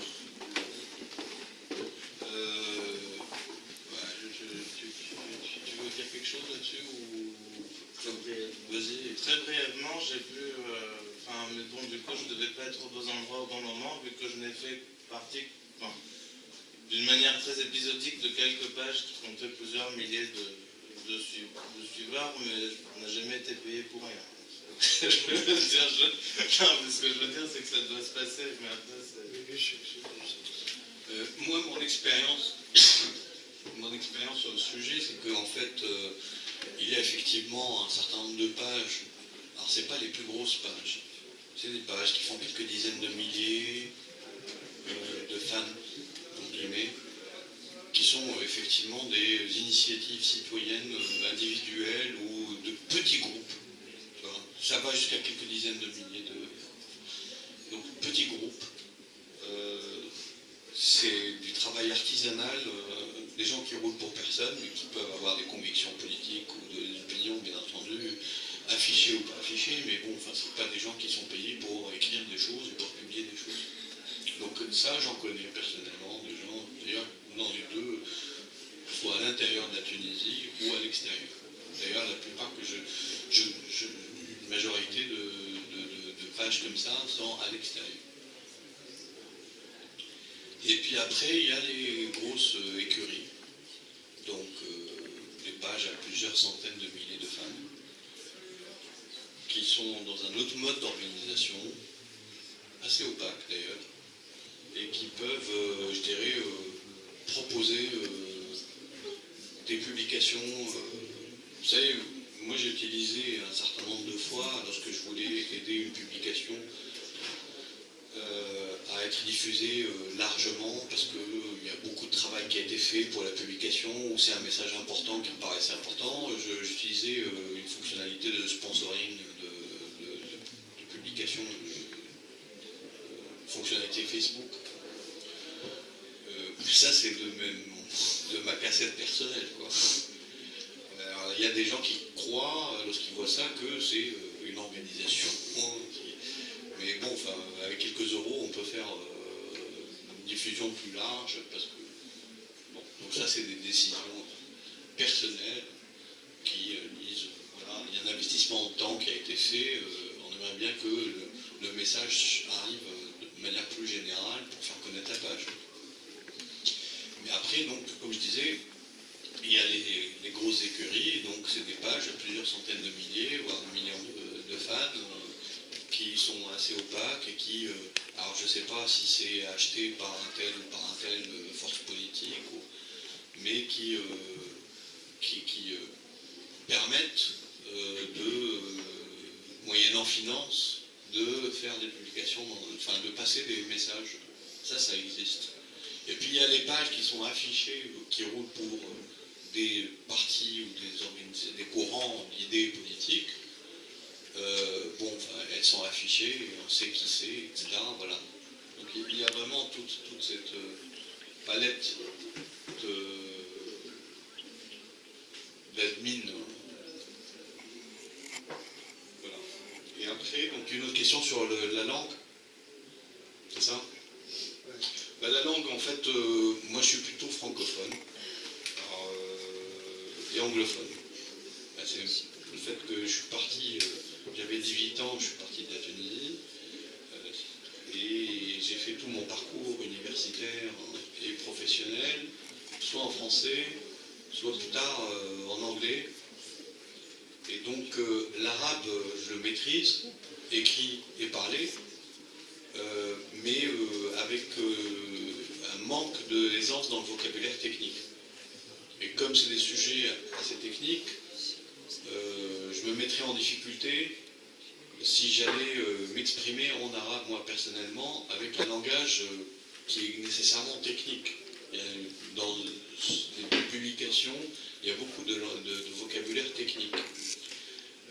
Maintenant, c'est posé effectivement la question de traduire un certain nombre de productions. Alors, il y a certaines pages amies qui ont traduit, je pense notamment à 10 millions de politiciens, qui ont traduit un certain nombre de publications, notamment des infographies, qui ont repris des publications de la page et qui les ont traduites en arabe. Et puis, il y a des amis, notamment notre ami Inès, qui m'avait proposé un certain nombre de fois de traduire un certain nombre de publications en arabe, et qu'on avait fait ça, l'expérience d'une ou deux publications, mais il n'y a pas eu encore d'entreprise systématique de publier. Voilà. Parce que, bon, à nouveau, le blog, la production du blog n'est pas linéaire, mais il y a eu des périodes, et il y en aura peut-être d'autres, où il y a eu une production quand même assez soutenue, quoi. Il faut suivre derrière. Donc ensuite, la question technique, éthique sur les données, et qu'est-ce qu'on va en faire des données? Bah, les données... On les a déjà vendues en fait à Google. Ouais, ça nous a rapporté pas mal d'argent. Bah, les données sont là, et les données, chacun peut y accéder. D'ailleurs, pratiquement tout ce qui est dans le livre est accessible, hein. Sauf que la plupart des papiers ont été revus, corrigés, augmentés. Donc pas ce qu'il y a en ligne, mais les données, d'abord, elles ne m'appartiennent pas.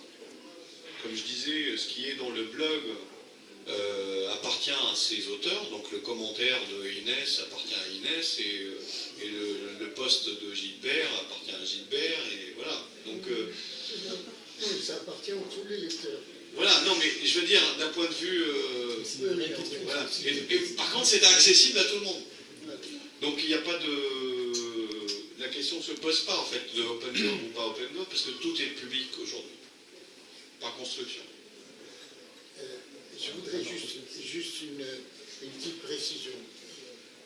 Facebook, on nous dit souvent traduisez.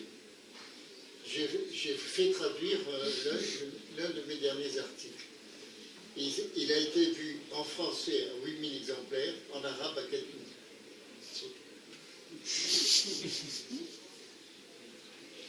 Ça répond à votre question ou pas? Partiellement, parce qu'en fait la question que je posais, c'est qu'il y a un but précis. Excusez-moi, je me suis... Allez-y. rebondir, mais il y a vraiment une circonstance particulière. Ça veut dire qu'en gros, si je dois remonter dans la naissance des statistiques et de l'ouverture des données, on peut remonter sur les premiers recensements, même à l'époque de Napoléon ou autre, où le but c'était de récolter des données, mais ça c'était lié à la gouvernance étatique. Aujourd'hui, avec l'émergence d'Internet et des blogs et toute forme de structure participative sur Internet, il y a une question qui s'est posée qui est propriétaire des données. À partir du moment où vous mettez des données, par exemple sur Facebook, c'est Facebook qui est propriétaire de vos données, c'est pas vous. Non. Et vous voyez, il y a quand même toute une partie des données. Facebook n'est pas propriétaire des données de ce que vous écrivez sur Facebook. Faux. Peut-être pas sur ce que vous écrivez, mais de vos photos ou de ce genre de choses, Facebook est propriétaire, sauf si à ce moment-là, vous devez reconfigurer les paramètres de confidentialité, mais le but, pour eux... Facebook ne peut pas, attendez, qu'on soit clair, Facebook ne peut pas faire une utilisation commerciale de vos données que vous introduisez sur Facebook. C'est clair, ça. Mais sauf qu'elle le fait déjà. Pardon? Non, il y a deux choses. Enfin, c'est un débat un peu technique, mais Facebook peut exploiter les statistiques sur des utilisateurs. C'est-à-dire, elle peut exploiter le fait que vous habitez Paris, que vous ayez vous avez une certaine tranche d'âge, que vous soyez un homme plutôt qu'une femme et que vous vous intéressez aux bagnoles. Ça, Facebook peut l'exploiter. Par contre, la photo de votre voiture que vous avez publiée sur votre mur, elle ne peut pas exploiter ça. Voilà. Très bien, alors pour continuer toujours sur cette logique-là, la question qui s'est posée, donc là c'était par biais de Facebook, mais autre chose, c'est la question de la propriété justement des données, et de savoir qui en fait quoi. Et pourquoi je me suis permis d'intervenir, c'est qu'il y a tout un mouvement, par exemple aujourd'hui militant, enfin pas forcément politique, militant tout simplement, qui a pour but d'ouvrir les données, donc le mouvement Open Data, Open Government, qui pousse justement à récolter des données et à rentrer dans une opposition plus ou moins directe avec les gouvernants ou avec les entreprises sur les questions justement des données récoltées par le biais des statistiques ou autres. Et c'est pour ça que je vous posais la question, c'était de savoir dans quelle démarche s'inscrivait votre votre blog et votre démarche personnelle, et à savoir justement qu'est-ce que vous comptiez faire avec toutes ces données, ces statistiques, ce qui a été écrit. C'est très simple, moi j'ai pas de données, à part quelques statistiques que fournit Facebook pour les admins, que je peux publier si ça intéresse quelqu'un. J'ai pas d'autres données à ma disposition que vous n'ayez pas. Toutes les données auxquelles j'ai accès, vous avez accès à ces données. Donc j'ai pas, à moins d'eux. Alors Facebook, comment il est fort, c'est que lui, il a un accès privilégié aux bases de données. C'est-à-dire il peut traiter des bases de données à sa façon, à lui, comme il veut. Il peut rentrer des requêtes pour chercher, etc. Ce qui n'est pas disponible aux gens qui administrent des pages ou des gens des utilisateurs, en fait, des utilisateurs. Donc j'ai pas de données, à part ceux qui sont fournis par défaut. Il y a un petit tableau de bord. Je ne sais pas si vous êtes admin d'une page ou vous avez fait. Voilà, vous avez un petit tableau de bord qui donne en gros les tranches d'âge en pourcentage des utilisateurs, la répartition hommes-femmes, et puis la localisation des utilisateurs. Donc c'est des données très générales, quoi. Et parfois fantaisistes parce qu'elles s'appuient sur, en fait, c'est déclaratif, donc ça s'appuie sur ce que mettent les gens. Donc voilà. Si c'est de ça dont vous parlez. Ouais, non, mais en plus c'est intéressant, c'est de savoir que finalement, il y a aussi toute une structure Facebook qui tourne, c'est aussi Facebook qui est propriétaire de certaines données. c'est sur ces données statistiques et sur ces données de type d'usage, oui, ils ont la capacité de sortir. Mais à nouveau, ce que vous produisez, vous appartient à vous et pas à Facebook. Par contre, je pense que ce qui peut aussi être intéressant, c'est de l'analyse du contenu. C'est-à-dire tout à l'heure, par exemple, vous avez dit que 2013 était une année assez violente sur la scène politique. Est-ce que dans les échanges, est-ce que c'est ressorti? Enfin, je parle de l'analyse du contenu. Est-ce que les mots qui ressortent, par exemple, plus ou qui sont le plus... Voilà, cette analyse-là, je peux la faire moi, mais toute personne, et d'ailleurs je sais qu'il y a un certain nombre de chercheurs, d'universitaires, des gens par exemple de l'IRMC à Tunis, etc., qui ont manifesté leur intérêt à faire du data mining dans le blog, parce qu'on leur a présenté le livre, etc., et ça les intéresse énormément. On avait discuté avec la directrice de l'IRMC, l'Institut de recherche du Maghreb contemporain à Tunis, qui nous a dit c'est une source pour nous, ça. C'est une source d'études, quoi. Donc effectivement, il faut avoir du temps, il faut avoir des savoir-faire, il faut avoir des outils, développer des outils, etc. pour sortir ces tendances. Et bon, c'est le travail des chercheurs. Sur l'élite, c'était, alors, on définit le concept de l'élite. Oui, effectivement. Enfin, moi j'avais écrit une fois, au temps de l'anonymat, j'avais dit que je n'appartiendrai jamais à cette élite tunisienne. Parce que je ne me reconnais pas du tout dans ce... Et c'était au sommet des événements de cet été, de l'été dernier, je dirais, où on a frôlé la catastrophe. Où, je dirais, l'élite, ou les symboles de l'élite tunisienne, des gens les plus cultivés, les plus érudits, les plus savants, certains membres de l'Assemblée nationale constituante, parmi les membres les plus éminents, sortaient des... Je dirais, il y avait un aveuglement dans le discours et puis une perte de sens. C'est une perte totale de sens. Regrettant qu'on n'ait pas une police ou une armée aussi efficace qu'en Égypte, par exemple. Ça a été dit à la radio, par des membres parmi les plus éminents. Et donc, je suis d'accord avec vous, je ne sais plus qui a posé des questions, mais je suis d'accord avec vous. Enfin, l'élite tunisienne aujourd'hui, c'est l'élite qu'on a héritée d'un système mafieux, comme on disait tout à l'heure, système où c'est un peu les réseaux de proximité opportunistes et clientélistes qui font un peu qu'on fait partie de l'élite ou pas partie de l'élite économico-intellectuello, médiatique, politique, etc. Et aujourd'hui, on est encore avec ça. Et la révolution d'avril, ce serait de casser ça. Mais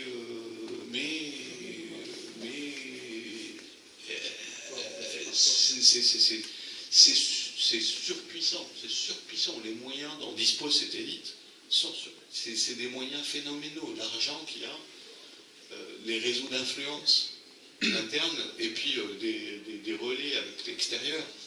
Donc effectivement, moi, ce que je pourrais dire, c'est que sur ces dernières 12 mois, on a perdu beaucoup de terrain sur ce combat-là.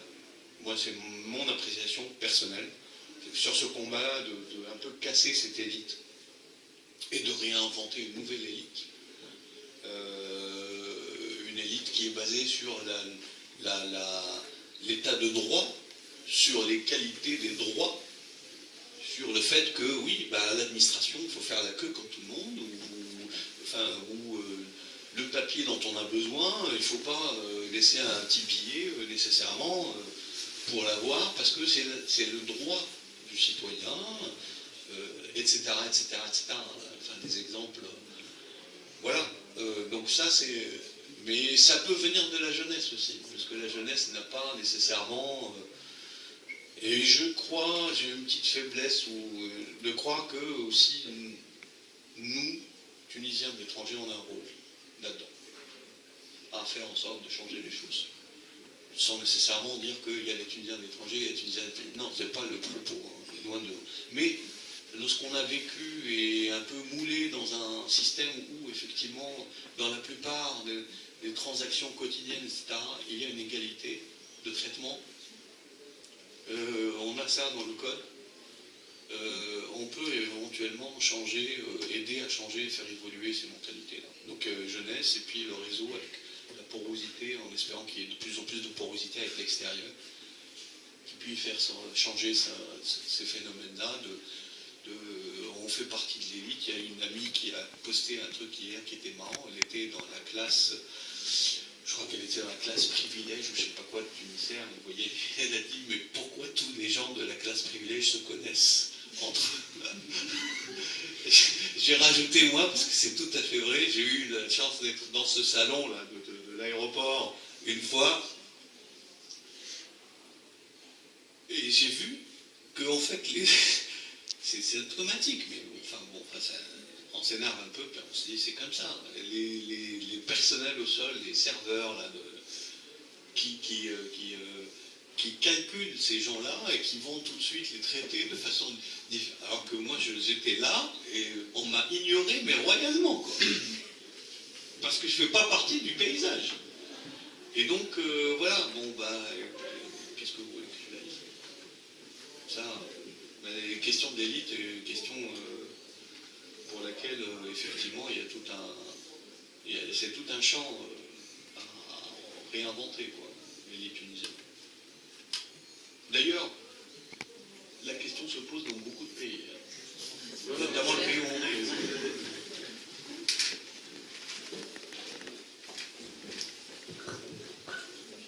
Merci. Je pense que vu l'heure, il est 10h moins le quart. Ouais, ça passe.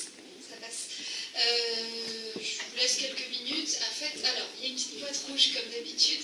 1 euro, 2 euros, c'est bienvenu. Hein. Comme d'habitude, on n'a pas de subvention. On paye la salle au même prix que d'habitude, c'est-à-dire 50 euros. Donc s'il y a 1 euro, 2 euros, c'est toujours ça de prix pour unité. Et sinon, il y a les livres qui sont en vente juste derrière. Wajdi sera un plaisir d'accueillir les sous des personnes qui vont peut-être l'acheter. Oui, avec plaisir, Et... je ne sais pas, mais... En fait, il ne savait pas que c'est lui qui allait s'y coller, je viens de le prévenir. Et sinon, c'est 18 euros le livre. Et pour ceux qui l'ont déjà et qui veulent avoir un petit mot, je crois que c'est le cas de certaines personnes, je vous invite à vous diriger vers la table. On n'a pas encore la future date du prochain café débat, mais on aimerait traiter de la question, juifs en Tunisie. Donc voilà, ça c'est quelque chose, malgré que maintenant, on voit très bien qu'avec les questions d'actualité, c'est un petit peu, tout ça est tout de suite très maltraité, extrêmement politisé, mais nous c'est un sujet qui nous tient à cœur et qu'on aimerait traiter. Et sinon, on va probablement organiser assez bientôt avec 4 autres associations. On avait déjà organisé quelque chose sur l'Algérie, on va sûrement organiser quelque chose sur la Tunisie avec Vincent Gesser. J'ai pas encore de date, ça sera